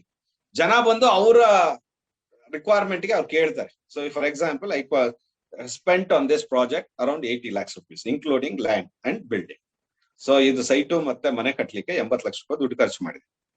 ಸೊ ಅದನ್ನ ಜನ ನನ್ನ ಮಾರಾಟಕ್ಕಿದೆ ಅಂತ ನಾನು ಬೋರ್ಡ್ ಹಾಕಿದಾಗ ಜನ ಬಂದವರು ಅಥವಾ ಪರ್ಚೇಸರ್ ಯಾರಿದ್ದಾನೆ ಅವ್ನು ಕೇಳ್ತಾನೆ, ನನಗೆ 75 ಲಕ್ಷ ಕೊಡಿ ಅಂತ. ಇಲ್ಲ ಇನ್ನೊಬ್ಬ ಕೇಳ್ಬೋದು 85 lakhs ಆದ್ರೆ ನಾನು ತಕೊಂತೀನಿ ಅಂತ. ಸೊ ಇಲ್ಲಿ 85 lakhs ತಗೊಂಡ್ರೆ ನಮ್ಗೆ ಲಾಭ ಬರುತ್ತೆ. 75 ಲಕ್ಷ ಕೊಟ್ರೆ 75 lakhs ಸೇಲ್ ಮಾಡಿದ್ರೆ ನಾವು our expenditure is 80 lakhs. Suppose if you sell it this project for about 75 lakhs, so 5 lakhs loss, ನಮ್ಗೆ 5 ಲಕ್ಷ ಲಾಸ್ ಆಗುತ್ತೆ. ಸೊ ಇಲ್ಲ 5 ಲಕ್ಷ ಲಾಭನ ಲಾಸ್ ನಮಗ್ ಗೊತ್ತಿಲ್ಲ, ಒಟ್ಟಲ್ಲಿ ಮಾರ್ಕೆಟ್ ಅಲ್ಲಿ ಅಕ್ಸೆಪ್ಟೆನ್ಸ್ ಇದೆ. ಸೊ ಈ ಪ್ರಾಜೆಕ್ಟ್ ಟೋಟಲ್ ಕಾಸ್ಟ್ ನನಗೆ 80 lakhs ಖರ್ಚು ಮಾಡಿರೋದು ಹೌದು, ಆದ್ರೆ ತಗೊಳ್ಳಿಕ್ ಜನ ರೆಡಿ ಇದ್ದಾರೆ, 75 ಲಕ್ಷಕ್ಕೆ ರೆಡಿ ಇದ್ದಾರೆ, ಅಂದ್ರೆ 5 ಲಕ್ಷ ಹೋಗ್ತಾ ಇದೆ. ಅದರಿಂದ ಮಾರ್ಕೆಟ್ ಅಲ್ಲಿ ನಾವು ಎಷ್ಟು ರೇಟ್ಗೆ ಮಾರಬಹುದು ಅಂತ ಒಂದು ವ್ಯಾಲ್ಯೂ ಇದೆಯಲ್ಲ ಈ ಪ್ರಾಜೆಕ್ಟ್ ನ, ಅದನ್ನ will call it as market value. Market value of the property is the value at which it can be sold in the open market at A particular time. ಈ ಮಾರ್ಕೆಟ್ ವ್ಯಾಲ್ಯೂ ಅನ್ನೋದು constant ಇರಲ್ಲ. ಇದು time ಒಂದು ವರ್ಷದಲ್ಲಿ ಅಥವಾ ಈ ವರ್ಷ ಇದ್ದಿದ್ ರೇಟ್ ಮುಂದಿನ ವರ್ಷಕ್ಕೆ ಇರಲ್ಲ. ಅದರಿಂದ ಮಾರ್ಕೆಟ್ ಅಲ್ಲಿ ಲಾಸ್ಟ್ ಇಯರ್ 60 lakhs ಇತ್ತು, ಅದರಿಂದ ಈ ವರ್ಷನೂ 60 ಲಕ್ಷಕ್ಕೆ ಮಾರಾಟ ಮಾಡಿ ಅಂದ್ರೆ ಸಾಧ್ಯ ಇಲ್ಲ. ಈ ವರ್ಷ 80 ಲಕ್ಷ ಕೊಟ್ ಮಾಡಬಹುದು. ಈ ವರ್ಷ 80 ಲಕ್ಷ ಕೊಟ್ ಮಾಡ್ತಾ ಇದ್ದೀನಿ. ಇದನ್ನ ಈ ತರ ಸೇಮ್ ಪ್ಲಾಟ್ ಅಲ್ಲಿ ನಾನು ಇನ್ನೊಂದು ಮನೆ ಕಟ್ತೀನಿ. ಕೆಲವು ಕಾಂಟ್ರಾಕ್ಟರ್ಗಳು 60-40 ಅಥವಾ 30-40 ಮನೆಯಲ್ಲಿ 30 ಮನೆ ಕಟ್ಟಿ ಮಾರಾಟ ಮಾಡ್ತಿರ್ತಾರೆ. ಸೇಮ್ ಪ್ರಾಜೆಕ್ಟ್ ಲಾಸ್ಟ್ ಇಯರ್ ಅವರು 60 lakhs ಮಾರಿರ್ತಾರೆ, ಈ ವರ್ಷ ಅವ್ರು 75 lakhs ಹೇಳ್ತಾರೆ. ಯಾಕೆ ಅಂತಂದ್ರೆ ಕಾಸ್ಟ್ ಇನ್ಕ್ರೀಸ್ ಆಗಿರುತ್ತೆ, labour cost, material cost increase ಆಗಿರುತ್ತೆ. ಆ ಕಾರಣಕ್ಕಾಗಿ ಸೇಮ್ ಪ್ರಾಜೆಕ್ಟ್ ನ 75 lakhs ಮಾಡ್ತಾರೆ. ಸೊ ನೆಕ್ಸ್ಟ್ ಇಯರ್ ಹೋದ್ರೆ ಸೇಮ್ ಪ್ರಾಜೆಕ್ಟ್ ನ 85 lakhs ಮಾರಬಹುದು. ಯಾಕೆ ಅಂತಂದ್ರೆ ಇನ್ಕ್ರೀಸ್ ಸೈಟ್ ವ್ಯಾಲ್ಯೂನು ಇನ್ಕ್ರೀಸ್ ಆಗಿರುತ್ತೆ. ಸೈಟ್ ತಗೊಳಕ್ ಹೋದ್ರೆ ಅವನಿಗೆ ಕಾಸ್ಟ್ ಜಾಸ್ತಿ ಆಗುತ್ತೆ, ಮೆಟೀರಿಯಲ್ ಕಾಸ್ಟ್ ಜಾಸ್ತಿ ಆಗಿರುತ್ತೆ, ಲೇಬರ್ ಕಾಸ್ಟ್ ಜಾಸ್ತಿ ಆಗುತ್ತೆ, ಅದರಿಂದ ಕಾಸ್ಟ್ ಆಫ್ ದಿ ಪ್ರಾಜೆಕ್ಟ್ ಜಾಸ್ತಿ ಆಗುತ್ತೆ. So therefore the cost market value ಅಂತಂದ್ರೆ ಯಾವುದೇ product market value will not be constant, it will be varied from time to time. ಇದು ವ್ಯತ್ಯಾಸ ಇರುತ್ತೆ ಟೈಮ್ ಇಂದ ಟೈಮಿಗೆ, ಅಥವಾ ಒಂದು ವರ್ಷದಿಂದ ವರ್ಷಕ್ಕೆ, ತಿಂಗಳಿಂದ ತಿಂಗಳಿಗೆ ವ್ಯತ್ಯಾಸ ಆಗುತ್ತೆ, ಈ ದಿನದಿಂದ ನಾಳೆಗೆ ವ್ಯತ್ಯಾಸ ಆಗ್ತಾ ಹೋಗುತ್ತೆ. Market value will not be constant. Market value will be variable. It may be the higher than the price or lower than the price. Price ಅಂತ ಅಂದ್ರೆ ನಾವು ಖರ್ಚು ಮಾಡಿರುವಂತ ಹಣ ಮತ್ತೆ ಲಾಭ ಎರಡೂ ಸೇರಿದ್ರೆ ಪ್ರೈಸ್. ಸೊ ಆ ಪ್ರೈಸ್ ಗಿನ್ನ ನಾವು ಖರ್ಚು ಮಾಡೋಕ್ಕಿಂತ ಅದು ಕಡಿಮೆ ಇರ್ಬೋದು, ಇಲ್ಲ ಜಾಸ್ತಿ ಇರ್ಬೋದು. ಅದನ್ನ ನಾವು market time to time variation ಅಂತ ಹೇಳ್ತೀವಿ, ಮಾರ್ಕೆಟ್ ವ್ಯಾಲ್ಯೂ ಅಲ್ಲಿ ಬದಲಾಗುವಂಥದ್ದು. ಅದರಿಂದ ನಾವೇನ್ ಖರ್ಚು ಮಾಡಿದೀವಿ ಅದನ್ನ ಪ್ರೈಸ್ ಅಂತೀವಿ ಈ ಪ್ರಾಜೆಕ್ಟ್ ಮೇಲೆ. ಆ ಪ್ರೈಸ್ ಗಿನ್ನೂ ನಮ್ಗೆ ಮಾರ್ಕೆಟ್ ವ್ಯಾಲ್ಯೂ ಜಾಸ್ತಿ ಇರ್ಬೋದು. ಪ್ರೈಸ್ ಗಿನ್ನ ಅಂತಂದ್ರೆ 70-80 lakhs ಖರ್ಚು ಮಾಡಿದೀನಿ ಅಂತ ಹೇಳಿದ್ನಲ್ಲ, 80 lakhs ಗಿನ್ನ 85 lakhs ಖರೀದಿ ಮಾಡ್ಬೋದು, ಅದಕ್ಕೆ ಜಾಸ್ತಿ ಕೊಟ್ಟು ತಗೋಬಹುದು. ಸೊ ಅದ ಕಾರಣಗಳಿದೆ ಯಾಕೆ ಏನು ಅನ್ನೋದು. ಮತ್ತೆ ಪ್ರೈಸ್ ಗೆ ಸರಿಯಾಗಿ ಕೇಳ್ಬೋದು. ನಾವು 80 lakhs ಖರ್ಚು ಮಾಡಿದ್ವಿ, 80 lakhs ಗೆ ಬರ್ಬೋದು. That is price equal to market value. Similarly, or otherwise the price, market value will be less than the price. ನಾವು 80 ಲಕ್ಷ ಖರ್ಚು ಮಾಡಿದಿರಲ್ಲ, ಅದಕ್ಕಿಂತ ಇದು ಕಡಿಮೆ ಇರ್ಬೋದು. ಅದರಿಂದ ಸೊ ಮಾರ್ಕೆಟ್ ವ್ಯಾಲ್ಯೂ ಅನ್ನೋದು ಇಟ್ ವೇರಿ ಆಗುತ್ತೆ, it may be higher than the price or lower than the price or equal to price. So market value it depends on the time. So ಯಾವ ಒಂದು ವರ್ಷದಲ್ಲಿ ಅಥವಾ ಯಾವ ದಿನದಲ್ಲಿ ನಾವು ಮಾರಾಟ ಮಾಡ್ತಿದ್ವಿ, ಆ ಟೈಮ್ ನಲ್ಲಿ ಮೆಟೀರಿಯಲ್ ಕಾಸ್ಟ್ ಎಷ್ಟಿತ್ತು, ಲೇಬರ್ ಕಾಸ್ಟ್ ಎಷ್ಟಿತ್ತು ಅನ್ನೋದ್ರ ಮೇಲೆ ಡಿಪೆಂಡ್ ಆಗ್ತಾ ಹೋಗುತ್ತೆ. ಅದರಿಂದ market value of the property is the value at which it can be sold in the open market at the particular time. That is what we called as market value. ಅಂದ್ರೆ ಈ ಒಂದು ಕಟ್ಟಡವನ್ನ, ಈ ಒಂದು project ನ, building ಪ್ರಾಪರ್ಟಿಯನ್ನ ನಾವು ಯಾವಾಗ ಮಾರ್ತೀವಿ, ಅದ್ರದ್ದು ಏನು ಬೆಲೆ ಇದೆ, ಆ ಒಂದು ಪ್ರಾಜೆಕ್ಟ್ ಬೆಲೆ ಇದೆ ಇದು ಓಪನ್ ಮಾರ್ಕೆಟ್ ಅಲ್ಲಿ, ಇದ್ರದ್ದು ಬೆಲೆ ಎಷ್ಟಿದೆ ಅನ್ನೋದನ್ನ ನಾವು ಮಾರ್ಕೆಟ್ ವ್ಯಾಲ್ಯೂ ಅಂತ ಕರಿತೀವಿ. ಮಾರ್ಕೆಟ್ ವ್ಯಾಲ್ಯೂ ನಾವು ಕನ್ಸ್ಟ್ರಕ್ಷನ್ ಕಾಸ್ಟ್ ಮತ್ತೆ ಸೈಟ್ ಕಾಸ್ಟ್ ಎಲ್ಲ ಸೇರಿ ಪ್ರಾಪರ್ಟಿ ವ್ಯಾಲ್ಯೂ ಅಂತ ಏನ್ ಹೇಳಿದ್ವಿ, ಆ ಪ್ರೈಸ್ ಅಂತ ಏನ್ ಹೇಳಿದ್ವಿ, ಆ ಪ್ರೈಸ್ ಗಿನ್ನ ಜಾಸ್ತಿ ಇರ್ಬೋದು, ಕಡಿಮೆ ಇರ್ಬೋದು, ಇಲ್ಲ ಸರಿ ಇರ್ಬೋದು. ತಗೊಳ್ಳೋಂತವ್ರು ನಾವೇನ್ ಖರ್ಚು ಮಾಡಿದ್ವಿ ಅಷ್ಟೇ ರೇಟ್ ತಗೋಬಹುದು, ಇಲ್ಲ ಅದಕ್ಕಿಂತ ಜಾಸ್ತಿ ಕೊಟ್ಟು ತಗೋಬಹುದು, ಅದಕ್ಕಿಂತ ಕಡಿಮೆನೂ ಕೊಟ್ಟು ತಗೋಬಹುದು. ಸೊ ಅದರಿಂದ ಮಾರ್ಕೆಟ್ ವ್ಯಾಲ್ಯೂ ಕಾನ್ಸ್ಟೆಂಟ್ ಇರೋದಿಲ್ಲ, ಇದು ಟೈಮ್ ಟು ಟೈಮು ವ್ಯತ್ಯಾಸ ಆಗುತ್ತೆ. ವ್ಯಾಲ್ಯೂ ಆಫ್ ದಿ ಪ್ರಾಪರ್ಟಿ ಹೆಂಗ್ ವ್ಯತ್ಯಾಸ ಆಗುತ್ತೆ ಅನ್ನೋದ್ರ ಬಗ್ಗೆ ನಾವು ನೋಡಿದಾಗ, so what are the factors which are influences on the value of the property ಅಂದ್ರೆ demand and supply. First one ನೋಡೋದಾದ್ರೆ, ಸೊ ನೋಡೋದಾದ್ರೆ ಈ ತರ ಮನೆಗಳು ಒಂದು ಲೇಔಟ್ ಅಲ್ಲಿ 10 ಮನೆ ಇರ್ತದೆ. ಆಗ ಯಾವ ಬೇಕಾದ್ರೂ ಮನೆ ಖರೀದಿ ಮಾಡ್ಲಿಕ್ಕೆ ಪರ್ಚೇಸರ್ಗೆ ಅವಕಾಶ ಇದೆ. ಅಂತ ಸಂದರ್ಭದಲ್ಲಿ ಅವನಿಗೆ ಅವಕಾಶ ಜಾಸ್ತಿ ಇರೋದ್ರಿಂದ ಅವನು ಹೇಳ್ತಾನೆ ಕಡಿಮೆ ಕೋಟ್ ಮಾಡ್ತಾನೆ, ಒಂದ್ ಪ್ರೈಸ್ ಏನಿದೆ ಅದಕ್ಕಿಂತ ಕಡಿಮೆ ಕೋಟ್ ಮಾಡ್ತಾನೆ. ಒಂದ್ ವೇಳೆ ಈ ಒಂದು ಪ್ರಾಜೆಕ್ಟ್ ನಮ್ಗೆ ಇಲ್ಲಿ ಸಿಗೋದೇ ಇಲ್ಲ, ಎಲ್ಲಾ ಸೈಟ್ಸ್ ಫಿಲ್ ಆಗಿ ಹೋಗಿದೆ ಈ ಒಂದು ಲೇಔಟ್ ಅಲ್ಲಿ, ಇದೊಂದೇ ಮನೆ ಸೇಲ್ಗಿರೋದು, ಈ ಲೇಔಟ್ ತುಂಬಾ ಚೆನ್ನಾಗಿದೆ, ಇಂಥ ಸಂದರ್ಭದಲ್ಲಿ ಇದ್ ಬಿಟ್ರೆ ಇನ್ನು ಅವಕಾಶ ಸಿಗೋದಿಲ್ಲ ಅಂತ ಕಾರಣಕ್ಕೆ ಸೊ ಪ್ರೈಸ್ ಗಿನ್ನ ಜಾಸ್ತಿ ಕೊಡ್ತಾವಂತಾರೆ, ಮಾರ್ಕೆಟ್ ವ್ಯಾಲ್ಯೂ ಜಾಸ್ತಿ ಆಗುತ್ತೆ. ಅದರಿಂದ ಡಿಮಾಂಡ್ ಅಂಡ್ ಸಪ್ಲೈ, ಎಷ್ಟು ಪ್ರಾಜೆಕ್ಟ್ಸ್ ಮಾರಾಟಕ್ಕಿದೆ ಅನ್ನೋದ್ರ ಆಧಾರದ ಮೇಲೆ, ಅಥವಾ ಮಾರ್ಕೆಟ್ ಇಲ್ವಾ, ಮಾರ್ಕೆಟ್ ಅಲ್ಲಿ ಈ ತರ ಪ್ರಾಜೆಕ್ಟ್ಸ್ ಇನ್ ಸಿಗೋದಿಲ್ವಾ ಅನ್ನೋದ್ರ ಆಧಾರದ ಮೇಲೆ ನಾವು ಈ ಒಂದು ವ್ಯಾಲ್ಯೂ ವೇರಿಯೇಷನ್ ಆಗುತ್ತೆ. So force of demand and supply ಮೇಲೆ ದ ಮಾರ್ಕೆಟ್ ವ್ಯಾಲ್ಯೂ ಡಿಪೆಂಡ್ ಆಗಿದೆ, ಅಥವಾ value of the project depend ಆಗಿದೆ. ಸೊ ರೈಸ್ ಇನ್ ಪಾಪ್ಯುಲೇಷನ್ ರೈಸ್ ಆಗ್ಬಿಡುತ್ತೆ because of the growth of industry. Sudden ಆಗಿ ನಮ್ಮ ಒಂದು ಪ್ರಾಪರ್ಟಿ ಅಥವಾ ಲೇಔಟ್ ಪಕ್ಕದಲ್ಲಿ ಒಂದು ಇಂಡಸ್ಟ್ರಿ ಬಂದ್ಬಿಡುತ್ತೆ. ಸೊ ಇಂಡಸ್ಟ್ರಿಗೆ ಹತ್ರ ಆಗುತ್ತೆ ಜನಗಳು, ಒಂದು ಇಂಡಸ್ಟ್ರಿ, ಗವರ್ನಮೆಂಟ್ ಆಫೀಸಸ್, ಹಾಸ್ಪಿಟಲ್ ಈ ತರ ಬಂದಾಗ ಪಾಪ್ಯುಲೇಷನ್ ಡೆನ್ಸಿಟಿ ಜಾಸ್ತಿ ಇರುತ್ತೆ ಆ ಏರಿಯಾದಲ್ಲಿ. ಆಗ ಪಕ್ಕದಲ್ಲೇ ನಮ್ಗೆ ಮನೆಗಳು ಬೇಕು ಅಂತ ಹೇಳ್ತಾರೆ. ಅಂತ ಸಂದರ್ಭದಲ್ಲೂ ಪ್ರಾಪರ್ಟಿ ವ್ಯಾಲ್ಯೂ ಜಾಸ್ತಿ ಆಗ್ಬೋದು. ರೈಸ್ ಇನ್ ಪಾಪ್ಯುಲೇಷನ್ ಜಾಸ್ತಿ ಆಗುತ್ತೆ ಸಡನ್ ಆಗಿ ಆ ಏರಿಯಾದಲ್ಲಿ, ಅವಾಗ ಅದಕ್ಕೆ ಡಿಮಾಂಡ್ ಬರುತ್ತೆ. ಇದು ಒಂದು ಕಾರಣ. ಕಾಸ್ಟ್ ಆಫ್ ಕನ್ಸ್ಟ್ರಕ್ಷನ್ ಜಾಸ್ತಿ ಆಗುತ್ತೆ. ಸೊ ರ್ಯಾಪಿಡ್ ಆಗಿ ಈ ಬದಲಾವಣೆ ಆಗುತ್ತೆ. ಸೊ ಕಾಸ್ಟ್ ಆಫ್ ಕನ್ಸ್ಟ್ರಕ್ಷನ್ ಅಲ್ಲಿ ಸೊ ಚೇಂಜಸ್ ಆಗ್ಬೋದು. ಏನು ಸ್ಟೀಲ್, ಈಗ ಉದಾಹರಣೆ ಸ್ಟೀಲ್ ಕಾಸ್ಟ್ ಜಾಸ್ತಿ ಆಗ್ಬೋದು ಸಡನ್ ಆಗಿ, ಬೇರೆ ಬೇರೆ ರಾ ಮೆಟೀರಿಯಲ್ ಅವೈಲಬಿಲಿಟಿ ಇಲ್ಲದೆ ಇದ್ದಾಗ ಸಿಮೆಂಟ್ ಕಾಸ್ಟ್ ಜಾಸ್ತಿ ಆಗ್ಬೋದು. ಸೊ ಇಲ್ಲ ಅದರಿಂದ ಟೋಟಲ್ ಕನ್ಸ್ಟ್ರಕ್ಷನ್ ಕಾಸ್ಟ್ ಜಾಸ್ತಿ ಆಗುತ್ತೆ. ಆ ಕಾರಣದಿಂದಾಗಿ ಕೂಡ ರೇಟು ಜಾಸ್ತಿ ಆಗ್ಬೋದು. ಈ ವರ್ಷ ಇದ್ದಿದ್ದು ರೇಟು ಮುಂದಿನ ವರ್ಷಕ್ಕೆ ಅಥವಾ ಇಯರ್ಲಿ ವೇರಿಯೇಷನ್ಸ್ ಆಗ್ಬೋದು ಮಾರ್ಕೆಟ್ ಅಲ್ಲಿ. ಸೊ ರೆಂಟ್ ಕಂಟ್ರೋಲ್ ಆಕ್ಟ್ ಇಂದನೂ ಕೂಡ ಆಗ್ಬೋದು. ರೆಂಟ್ ಕಂಟ್ರೋಲ್ ಆಕ್ಟ್ ಅಂತಂದ್ರೆ, ಸೊ ನಮ್ಮಲ್ಲಿ ರೆಂಟ್ ನ ಸೀಲಿಂಗ್ ಲಿಮಿಟ್ ಫಿಕ್ಸ್ ಮಾಡ್ತಾರೆ. ಇಷ್ಟು ಸ್ಕ್ವೇರ್ ಫುಟ್ ಏರಿಯಾಕ್ಕೆ ಇಷ್ಟೇ ರೆಂಟ್ ತಗೋಬೇಕಂತ ಸರ್ಕಾರ ಕಾನೂನು ಮಾಡಿರುತ್ತೆ. ಈ ತರ ಬಿಲ್ಡಿಂಗ್ಸ್ ಗೆ, ಅಥವಾ ಯಾವ ಸ್ಟ್ಯಾಂಡರ್ಡ್ ಬಿಲ್ಡಿಂಗ್ ಯಾವ್ದು, ಸೊ ಕ್ವಾಲಿಟಿ ಬಿಲ್ಡಿಂಗ್ ಯಾವ್ದು, ಅದರಲ್ಲಿ ಈ ತರ ರೆಂಟ್ ಅನ್ನ ತಗೋಬೇಕಂತ ಹೇಳಿ ಕಾನೂನು ಮಾಡಿರ್ತಾರೆ. ಅಂತ ಸಂದರ್ಭದಲ್ಲಿ ನಾವು ನೋಡ್ತೀವಿ, ಈ ಒಂದು ಸ್ಟ್ರಕ್ಚರ್ ಮೇಲೆ ಅಥವಾ ಈ ಒಂದು ಕನ್ಸ್ಟ್ರಕ್ಷನ್ ಮೇಲೆ ಇನ್ವೆಸ್ಟ್ ಮಾಡಿದ್ರೆ ಬರೋ ರೆಂಟ್ ಕಡಿಮೆ ಆಗುತ್ತೆ ಅನ್ನೋದ್ರ ಮೇಲೆ ಕಡಿಮೆ ಆಗಿದಾಗ ಕಡಿಮೆ ಕೊಟ್ ಮಾಡ್ತೀವಿ. ಒಂದ್ ವೇಳೆ ರೆಂಟ್ ಅನ್ನ ಎಷ್ಟು ತಗೋಬಹುದು, ರೆಂಟ್ ಕಂಟ್ರೋಲ್ ಆಕ್ಟ್ ಅಲ್ಲಿ ಏನಿಲ್ಲ, ನಾವು ರೆಂಟ್ ಅನ್ನ ಎಷ್ಟು ಬೇಕಾದ್ರೂ ತಗೋಬಹುದು ಕ್ಲೈಂಟ್ ಹತ್ರ, ಅಥವಾ ನಾವು ಟೆನೆಂಟ್ ಹತ್ರ, ಆತರ ಕಾನೂನುಗಳಿಲ್ಲ ಅಂತ ಅಂದಾಗ ಸೊ ನಾವು ಜಾಸ್ತಿ ಕೊಟ್ಟು ಖರೀದಿ ಮಾಡ್ತೀವಿ. ಸೊ ಅದರಿಂದ rent control act is also important. ನಾವು ಮೆಟೀರಿಯಲ್ ಪ್ರೈಸಸ್ ಏನಿದೆ, ಕನ್ಸ್ಟ್ರಕ್ಷನ್ ಮೆಟೀರಿಯಲ್ ಪ್ರೈಸ್, ಅದ್ರದ್ದು value of the property is effects on construction material prices. So material prices ಮೇಲೂ ಕೂಡ ಅದು ಡಿಪೆಂಡ್ ಆಗುತ್ತೆ. ಮೆಟೀರಿಯಲ್ ಪ್ರೈಸ್ ವೇರಿಯೇಷನ್ಸ್ ಇಂದನೂ ಕನ್ಸ್ಟ್ರಕ್ಷನ್ ಕಾಸ್ಟ್ ಜಾಸ್ತಿ ಆಗುತ್ತೆ ಅಥವಾ ಕಡಿಮೆ ಆಗುತ್ತೆ. ಅದರಿಂದ scarcity of the material, building material ಮೇಲೆ so building property value depend ಆಗುತ್ತೆ. ಸೊ ಪಬ್ಲಿಕ್ ಸ್ಕೀಮ್ಸ್ ಅಂತಂದ್ರೆ, ಸೊ ನಮ್ಮಲ್ಲಿ ಉದಾಹರಣೆ, ನಮ್ಮ ರಸ್ತೆ ನಮ್ಮ ಲೇಔಟ್ ಅಲ್ಲಿ ವಾಟರ್ ಸಪ್ಲೈ ಲೈನ್ ಇರಲ್ಲ. First Kaveri water supply line ಇರಲ್ಲ, ಕಾವೇರಿ ನೀರ್ದು ವಾಟರ್ ಸಪ್ಲೈ ಲೈನ್ ಮಾಡ್ತಾರೆ. ಸೊ ಅಥವಾ ನಮ್ಮಲ್ಲಿ UGD ಸಿಸ್ಟಮ್ ಇರೋದಿಲ್ಲ, ಎಲೆಕ್ಟ್ರಿಕ್ ಲೈನ್ ಇರೋದಿಲ್ಲ. ಇಂಥ ಸಂದರ್ಭಗಳಲ್ಲಿ ಆ ಫೆಸಿಲಿಟಿ ಕ್ರಿಯೇಟ್ ಮಾಡಿದಾಗ ಅದನ್ನ ಪಬ್ಲಿಕ್ ಸ್ಕೀಮ್ಸ್ ಅಂತೀವಿ. ಇಂಪ್ರೂವ್ಮೆಂಟ್ ಆಗುತ್ತೆ ನಮ್ಮ ಏರಿಯಾ, ಸೊ ಅಥವಾ ನಮ್ಮ ಇರುವಂತ ವಾಸ ಮಾಡುವಂತ ಜಾಗ, ಅಥವಾ ನಾವು ಮನೆ ಕಟ್ಟಿರುವಂತ ಜಾಗ ಇಮಿಡಿಯೇಟ್ ಅದು ಇಂಪ್ರೂವ್ಮೆಂಟ್ ಆಗುತ್ತೆ. So because providing the public services like sewer line, water supply line, transport, new transport system. So ಸಿಟಿಗಳಲ್ಲಾದ್ರೆ ಸೊ ಕಾರ್ಪೊರೇಟ್ ಏರಿಯಾದಲ್ಲಿ ಟ್ರಾನ್ಸ್ಪೋರ್ಟ್ ಸಿಸ್ಟಮ್, ಬಸ್ಗಳು ಬರುತ್ತೆ ನಮ್ಮ ಏರಿಯಾಕ್ಕೆ. ಸೊ ಟ್ರಾನ್ಸ್ಪೋರ್ಟ್ ಸಿಸ್ಟಮ್ ಚೆನ್ನಾಗಿರುತ್ತೆ. ಈ ತರದಲ್ಲೆಲ್ಲ ಇದ್ದಾಗ ಸೊ ಆಟೋಮೆಟಿಕ್ ಆಗಿ ರೇಟ್ ಜಾಸ್ತಿ ಆಗುತ್ತೆ ಆ ಪ್ರಾಜೆಕ್ಟ್. ಅದರಿಂದ this is also one factor. Improvement of the public schemes in the area, in the particular locality is also important to increase the value of the property. It increases.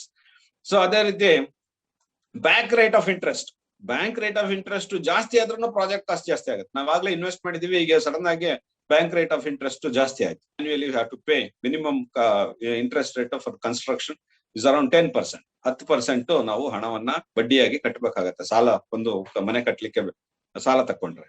So ಅಂತ ಸಂದರ್ಭಗಳಲ್ಲಿ ಈಗ sudden ಆಗಿ change ಆಯ್ತು, 12% ಆಯ್ತು ಬಡ್ಡಿ.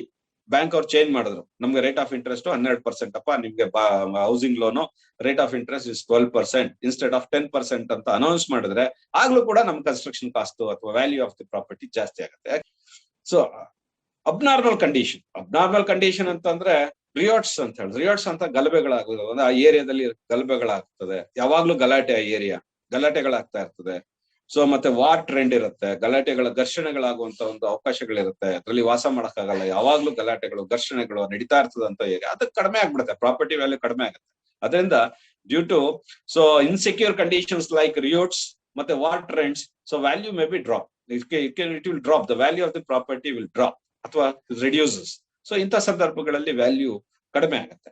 So ಅದರಿಂದ ಈ factors ಅಲ್ಲಿ ನಮ್ಗೆ ಪ್ರಾಪರ್ಟಿ ವ್ಯಾಲ್ಯೂ ಹೆಚ್ಚು ಕಮ್ಮಿ ಆಗುವಂತದನ್ನ ನಾವು ಗಮನಿಸಿದೀವಿ. ಯಾಕೆ ಪ್ರಾಪರ್ಟಿ ವ್ಯಾಲ್ಯೂ ಜಾಸ್ತಿ ಆಗುತ್ತೆ ಅಥವಾ ಕಡಿಮೆ ಆಗುತ್ತೆ ಅನ್ನೋದಕ್ಕೆ ಈ ಒಂದು ರೀಸನ್ಸ್ ಅನ್ನ ನಾವು ಹೇಳ್ಬೇಕಾಗತ್ತೆ. ಸೊ ಅದೇ ರೀತಿ book value, site cost every year ಜಾಸ್ತಿ ಆಗ್ತಾ ಹೋಗುತ್ತೆ. So building cost every year ಕಡಿಮೆ ಆಗ್ತಾ ಹೋಗುತ್ತೆ. ಕನ್ಸ್ಟ್ರಕ್ಷನ್ ಕಾಸ್ಟ್ ಜಾಸ್ತಿ ಆಗುತ್ತೆ. ಕನ್ಸ್ಟ್ರಕ್ಷನ್ ಕಾಸ್ಟ್ ಎಷ್ಟಿದೆ, 80 lakhs ಖರ್ಚು ಮಾಡಿದೀನಿ ಕನ್ಸ್ಟ್ರಕ್ಷನ್ಗೆ. ಆ 80 lakhs rupees next year depreciation ಕಳಿಬೇಕು ಅದಕ್ಕೆ, ಯಾಕಂದ್ರೆ ಬಿಲ್ಡಿಂಗ್ ಸ್ಟೈಲ್ ಬಣ್ಣನೇ ಹೋಗಿರುತ್ತೆ, ಬಣ್ಣ ಹೊಡಿಸ್ಬೇಕು, ಮತ್ತೆ ಅದಕ್ಕೆ ದುಡ್ಡು ಖರ್ಚು ಮಾಡಲ್ವಾ, ಅದು ಡಿಪ್ರಿಸಿಯೇಷನ್. ಮತ್ತೆ ಖರ್ಚು ಮಾಡಿದ್ವಿ 80 lakhs ಅಷ್ಟೇ ಲೆಕ್ಕ ಬರೋದು, ಮತ್ತೆ ರಿಪೇರಿ ಮಾಡಿದ ದುಡ್ಡು ಲೆಕ್ಕ ಬರಲ್ಲ. ಇದನ್ನ ಅದು will call it as depreciation. ಆ ಡಿಪ್ರಿಸಿಯೇಷನ್ ಕಳಿತಾ ಇರ್ಬೇಕು ಎವ್ರಿ ಇಯರ್. ನಾವು ಈ ಬಿಲ್ಡಿಂಗ್ ವ್ಯಾಲ್ಯೂ ಕಡಿಮೆ ಆಗ್ತಾ ಆಗುತ್ತೆ ಬಿಕಾಸ್ ಆಫ್ ದಿ ಡಿಪ್ರಿಸಿಯೇಷನ್ ಅಥವಾ change in design, change in usage, so etcetera. ಇದ್ರ ವ್ಯಾಲ್ಯೂ ಕಡಿಮೆ ಆಗ್ತಾ ಹೋಗುತ್ತೆ. From the original cost I am talking. Construction cost every year ಜಾಸ್ತಿ ಆಗುತ್ತೆ of course, but original construction cost ಇಂದ ಈ ಬಿಲ್ಡಿಂಗ್ ವ್ಯಾಲ್ಯೂ ಕಡಿಮೆ ಆಗ್ತಾ ಹೋಗುತ್ತೆ. ಯಾಕೆ ಅಂತಂದ್ರೆ ಪ್ರತಿ ವರ್ಷ ಈ ಬಿಲ್ಡಿಂಗು ಡಿಪ್ರಿಶಿಯೇಟ್ ಆಗುತ್ತೆ. ಯಾಕೆ ಅಂತಂದ್ರೆ ಇದು ರಿಪೇರಿಗೆ ಬರ್ಬೋದು, ಇಲ್ಲ ಇದನ್ನ ನಮ್ಮ ಒಂದು ಯೂಸೇಜ್ ಅಥವಾ ಬಳಸುವಂತ ರೀತಿಯಲ್ಲಿ ಇದು ವ್ಯತ್ಯಾಸ ಆಗ್ಬೋದು. ಸೊ ಇಲ್ಲ ಸ್ಟೈಲ್ ಎಲಿವೇಶನ್ ಚೇಂಜಸ್ ಇರ್ಬೋದು, ಇಲ್ಲ ರಿಕ್ವೈರ್ಮೆಂಟ್ ಇರ್ಬೋದು. ಈಗ ಫಾರ್ ಎಕ್ಸಾಂಪಲ್ ಹಿಂದಿನ ಒಂದು ಕನ್ಸ್ಟ್ರಕ್ಷನ್, ಒಂದು 30 ವರ್ಷದ ಹಿಂದಿನ ಕನ್ಸ್ಟ್ರಕ್ಷನ್ಸ್ ತಗೊಂಡ್ರೆ ಕಾರ್ ಪಾರ್ಕಿಂಗ್ ಏರಿಯಾ ಅಂತಾನೆ ಇರಲ್ಲ, because they don't have the concept of the even keeping car ತಗೊಳ್ಳೋ ಒಂದು ಯೋಚನೆನೂ ಮಾಡಿರಲ್ಲ ಜನಗಳು. ಸಿಟಿಗಳಲ್ಲೇ ಕಾರ್ ಪಾರ್ಕಿಂಗ್ ಇರಲ್ಲ. ಇವತ್ತು ಕಾರ್ ಎಲ್ಲರ ಹತ್ರ ಇದೆ, 3 ಕಾರ್ ಇರುತ್ತೆ, ಎಲ್ರಿಗೂ ಒಂದೊಂದು ಕಾರ್ ಇರುತ್ತೆ. ಅದರಿಂದ car parking area is important now it is. So ಆಗ ಕಾನ್ಸೆಪ್ಟೇ ಇರೋದಿಲ್ಲ 30 ವರ್ಷದಿಂದ ಬಿಲ್ಡಿಂಗ್ ನ ಖರೀದಿ ಮಾಡ್ಬೇಕು ಅಂತಂದ್ರೆ ಅದ್ರದ್ದು ವ್ಯಾಲ್ಯೂ ಕಡಿಮೆನೇ ಇರುತ್ತೆ ಸಾಮಾನ್ಯವಾಗಿ. ಯಾಕೆ ಅಂತಂದ್ರೆ ಯುಟಿಲಿಟಿ ಆಸ್ಪೆಕ್ಟ್ಸ್ ಅಲ್ಲಿ ಅದು ಯೋಗ್ಯವಾಗಿ ಇರೋದಿಲ್ಲ ಅದು. ಅದರಿಂದ so original cost of construction ಇಂದ ನಾವು ಡಿಪ್ರಿಶಿಯೇಟ್ ಆಗ್ತಾ ಹೋಗುತ್ತೆ, ಬಿಲ್ಡಿಂಗ್ ವ್ಯಾಲ್ಯೂ ಕಡಿಮೆ ಆಗ್ತಾ ಇರುತ್ತೆ ಎವ್ರಿ ಇಯರ್. ಕಾಸ್ಟ್ ಇಂದ ಕಡಿಮೆ ಆಗ್ತಾ ಇರುತ್ತೆ. ಕನ್ಸ್ಟ್ರಕ್ಷನ್ ಕಾಸ್ಟ್ ಎವ್ರಿ ಇಯರ್ ಜಾಸ್ತಿ. ಇವತ್ತು 80 ಲಕ್ಷ ಖರ್ಚು ಮಾಡಿದ್ವಿ, ಮುಂದ್ ವರ್ಷಕ್ಕೆ ಕಟ್ಟಬೇಕು ಇದೇ ಬಿಲ್ಡಿಂಗ್ ನ 90 ಆಗ್ಬೋದು. ಅದ್ರ ಬಗ್ಗೆ ಮಾತಾಡ್ತಾ ಇಲ್ಲ ನಾನು ಏನ್ ಖರ್ಚು ಮಾಡಿದ್ವಿ ಅದ್ರಲ್ಲಿ ದುಡ್ಡು ಕಡಿಮೆ ಆಗ್ತಾ ಹೋಗಿದೆ. ನಮ್ಮ 80 ಲಕ್ಷ ಏನ್ ದುಡ್ಡು ಐತೆ ಖರ್ಚು ಮಾಡಿದ ದುಡ್ಡು ಅದ್ರಲ್ಲಿ ಖರ್ಚು ಕಡಿಮೆ ಆಗ್ತಾ ಹೋಗುತ್ತೆ. ಬುಕ್ ವ್ಯಾಲ್ಯೂ ಅಂದ್ರೆ ಏನಪ್ಪಾ ಅಂತಂದ್ರೆ value of the property shown in the account book in that particular year. So ಆ ಒಂದು ವರ್ಷದಲ್ಲಿ ಈ ಪ್ರಾಪರ್ಟಿ ವ್ಯಾಲ್ಯೂ ಏನ್ ತೋರಿಸಿರ್ತೀವಿ ಒಂದು ಅಕೌಂಟ್ ಬುಕ್ ಅಲ್ಲಿ, ಅದನ್ನ ನಾವು ಬುಕ್ ವ್ಯಾಲ್ಯೂ ಅಂತ ಕರಿತೀವಿ. ಏನ್ ತೋರಿಸಿರ್ತೀವಿ ಬುಕ್ ವ್ಯಾಲ್ಯೂ ಅಂತಂದ್ರೆ ಒರಿಜಿನಲ್ ಕಾಸ್ಟ್ ಆಫ್ ಕನ್ಸ್ಟ್ರಕ್ಷನ್. ಈಗ ಉದಾಹರಣೆ, ಈ ವರ್ಷ ಲಾಸ್ಟ್ ಇಯರ್ 2020 ಅಲ್ಲಿ ಮನೆ ಕಟ್ಟಿದೀವಿ. 2020 ಅಲ್ಲಿ ಮನೆ ಕಟ್ಟಿದ್ರೆ ಈ ವರ್ಷದ ಬೆಲೆ ಎಷ್ಟು 2021 ಅಲ್ಲಿ ಅಂತ ಕೇಳಿದ್ರೆ, ಈ ವರ್ಷ 2021 ಅಲ್ಲಿ ಏನ್ ಖರ್ಚು ಮಾಡಿದ್ವಿ ಇದಕ್ಕೆ ರಿಪೇರಿಗೆ ಅಥವಾ ಬೇರೆ ಇನ್ನೇನಕ್ಕಾದ್ರೂ ಮೇಂಟೆನೆನ್ಸ್ ಏನ್ ಖರ್ಚು ಅದನ್ನ ಕಳೆದು, ಅಥವಾ ಇದ್ರ ವ್ಯಾಲ್ಯೂ ಕಡಿಮೆ ಆಯ್ತು. ಯಾಕೆ ಅಂತ ಅಂದ್ರೆ ಲಾಸ್ಟ್ ಇಯರ್ ಡಿಸೈನ್ ಈ ವರ್ಷ ಇಲ್ಲ, ಈ ವರ್ಷ ಇನ್ನೂ ಒಳ್ಳೆ ಮನೆಗಳು ಬಂದಿದೆ ನಮ್ಮ ಏರಿಯಾದಲ್ಲಿ, ಇದಕ್ಕಿಂತ ಚೆನ್ನಾಗಿರೋ ಮನೆಗಳು. ಅದರಿಂದ ವ್ಯಾಲ್ಯೂ ಡಿಸೈನೇ ಚೇಂಜ್ ಆಗೋಯ್ತು. ಮೊದಲು ಕಟ್ಟಿದಾಗ ಇದೇ ಚೆನ್ನಾಗಿತ್ತು, ಈಗ ಇದ್ರ ಸ್ಟೈಲ್ ಚೇಂಜ್ ಆಗೋಗಿದೆ. ಅದರಿಂದ ಇದ್ರ ಬೆಲೆ ಕಡಿಮೆ ಆಯ್ತು ಈಗ. ಸೊ ಅದರಿಂದ ಡಿಪ್ರಿಸಿಯೇಷನ್ ಆಯ್ತಲ್ಲ, ಒರಿಜಿನಲ್ ಕಾಸ್ಟ್ 80 ಲಕ್ಷ ಏನ್ ಖರ್ಚು ಮಾಡ್ತೀವಿ ಅದರಿಂದ ಈ ವರ್ಷದ ಡಿಪ್ರಿಸಿಯೇಷನ್ ಕಳೆದ್ರೆ ದ ಬುಕ್ ವ್ಯಾಲ್ಯೂ ಬರುತ್ತೆ ಈ ವರ್ಷದ್ದು. ಅಂತಂದ್ರೆ 2020 ಅಲ್ಲಿ 80 lakhs. ಸೊ ಅದು ಒರಿಜಿನಲ್ ಕಾಸ್ಟ್. 2021 ಅಲ್ಲಿ 2020 ಒರಿಜಿನಲ್ ಕಾಸ್ಟ್ ಮೈನಸ್ ಡಿಪ್ರಿಸಿಯೇಷನ್ 21 ಅಲ್ಲಿ ಏನ್ ಇದಕ್ಕೆ ಡಿಪ್ರಿಸಿಯೇಷನ್ ಆಯ್ತು ಅದು ಬಂದಾಗ ಬುಕ್ ವ್ಯಾಲ್ಯೂ. ಸೊ ನಾವು ವರ್ಷನೂ ಡಿಪ್ರಿಸಿಯೇಷನ್ ಕಳ್ಕೊಂಡೋಗಿ ಬುಕ್ ವ್ಯಾಲ್ಯೂನ ಮೇಂಟೈನ್ ಮಾಡ್ತೀವಿ, ಹೇಳ್ತೀವಿ. ಅದರಿಂದ ಇದನ್ನ ಬುಕ್ ವ್ಯಾಲ್ಯೂ ಅಂತ ಕರಿತೀವಿ. The book value is nothing but the original cost of construction minus depreciation. That is what you called as book value. ಅಂದ್ರೆ book value of the property generally reduces at the constant amount. ಪ್ರತಿ ವರ್ಷನೂ ಇದು ಒಂದು depreciation sudden ಆಗಿ change ಆಗ್ತಾ ಇರುತ್ತೆ ಅಂದ್ರೆ ಇಲ್ಲ, ಕಾನ್ಸ್ಟೆಂಟ್ ಇರುತ್ತೆ. ಈ ವರ್ಷ 1 ಲಕ್ಷ ಇದಕ್ಕೆ ಬೆಲೆ ಡಿಪ್ರಿಸಿಯೇಷನ್ ಇದ್ರೆ ನೆಕ್ಸ್ಟ್ ಇಯರ್ 1 ಲಕ್ಷ ಇರುತ್ತೆ, ಆಚೆ ನೆಕ್ಸ್ಟ್ ಇಯರ್ ಈ ತರದ ಕಾನ್ಸ್ಟೆಂಟ್ ಆಗಿರುತ್ತೆ ಹೊರತು ಸಡನ್ ಆಗಿ ಈ ವರ್ಷ depreciation value 1 lakh, next year 2 lakhs, ಆಚೆ ನೆಕ್ಸ್ಟ್ ಇಯರ್ 5 ಲಕ್ಷ, ಈ ತರ ವ್ಯತ್ಯಾಸ ಆಗಲ್ಲ. ಡಿಪ್ರಿಸಿಯೇಷನ್ ವ್ಯಾಲ್ಯೂ ಕಡಿಮೆ ಆಗ್ತಾ ಹೋಗುತ್ತೆ, ಆದ್ರೆ ಕಾನ್ಸ್ಟೆಂಟ್ ಆಗಿ ಕಡಿಮೆ ಆಗ್ತಾ ಹೋಗುತ್ತೆ. ಬಟ್ ಒಂದ್ ವಿಚಾರ, ಲ್ಯಾಂಡ್ ಗೆ ಡಿಪ್ರಿಸಿಯೇಷನ್ ವ್ಯಾಲ್ಯೂ ಇರೋದಿಲ್ಲ. You have to understand very carefully.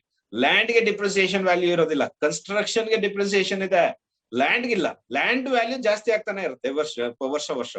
So therefore the book value increases, book value of the site will be increases because of the appreciation. Sudden ಆಗಿ ಪಬ್ಲಿಕ್ ಅಮ್ಯುನಿಟೀಸ್ ಇನ್ಕ್ರೀಸ್ ಮಾಡಬಹುದು, road ಇಲ್ಲದೆ ಇದ್ರೆ ರಸ್ತೆಗಳಾಗಬಹುದು, so water supply line ಇಲ್ಲದೆ ಇದ್ರೆ water supply line ಬರ್ಬೋದು, sanitary services ಇರ್ಬೋದು, electricity ಇರ್ಬೋದು, park ಇರ್ಬೋದು, ಎಲ್ಲ ಡೆವಲಪ್ ಆಗುವಾಗ ಕಾಸ್ಟ್ ಜಾಸ್ತಿ ಆಗುತ್ತೆ, ಸೈಟ್ ವ್ಯಾಲ್ಯೂ ಜಾಸ್ತಿ ಆಗುತ್ತೆ ಏರಿಯಾದಲ್ಲಿ. ಸೊ ಕನ್ಸ್ಟ್ರಕ್ಷನ್ ಕಾಸ್ಟ್ ನಮ್ದು ಬುಕ್ ಏನು ಒರಿಜಿನಲ್ ಕಾಸ್ಟ್ ಆಫ್ ಕನ್ಸ್ಟ್ರಕ್ಷನ್ ಇದೆ ಅದು ಕಡಿಮೆ ಆಗ್ತಾ ಹೋಗುತ್ತೆ because of depreciation. Value is applicable only to the buildings, holding and also for the moving properties, but not for the land. Book value ಅಂತಂದ್ರೆ ಇದು ಕಳ್ಕೊಳ್ಳೋದು, original cost of construction ಇಂದ depreciation ಕಳೆದು ಹೇಳುವಂತದನ್ನ book value ಅಂತೀವಿ. But ಇಲ್ಲಿ original depreciation ಇಲ್ವಲ್ಲ ಸೈಟ್ಗೆ, ಅದಕ್ಕೆ book value ಬರೋದಿಲ್ಲ. ಅದಕ್ಕೆ ಯಾವ್ದಕ್ಕೆ? ಸೈಟ್ಗೆ. ಅದನ್ನಾಗಿ ಸೊ ಇದು ಕಾಸ್ಟ್ ಆಫ್ ಇದು value of the site increases every year, therefore it will not maintain the book value for this.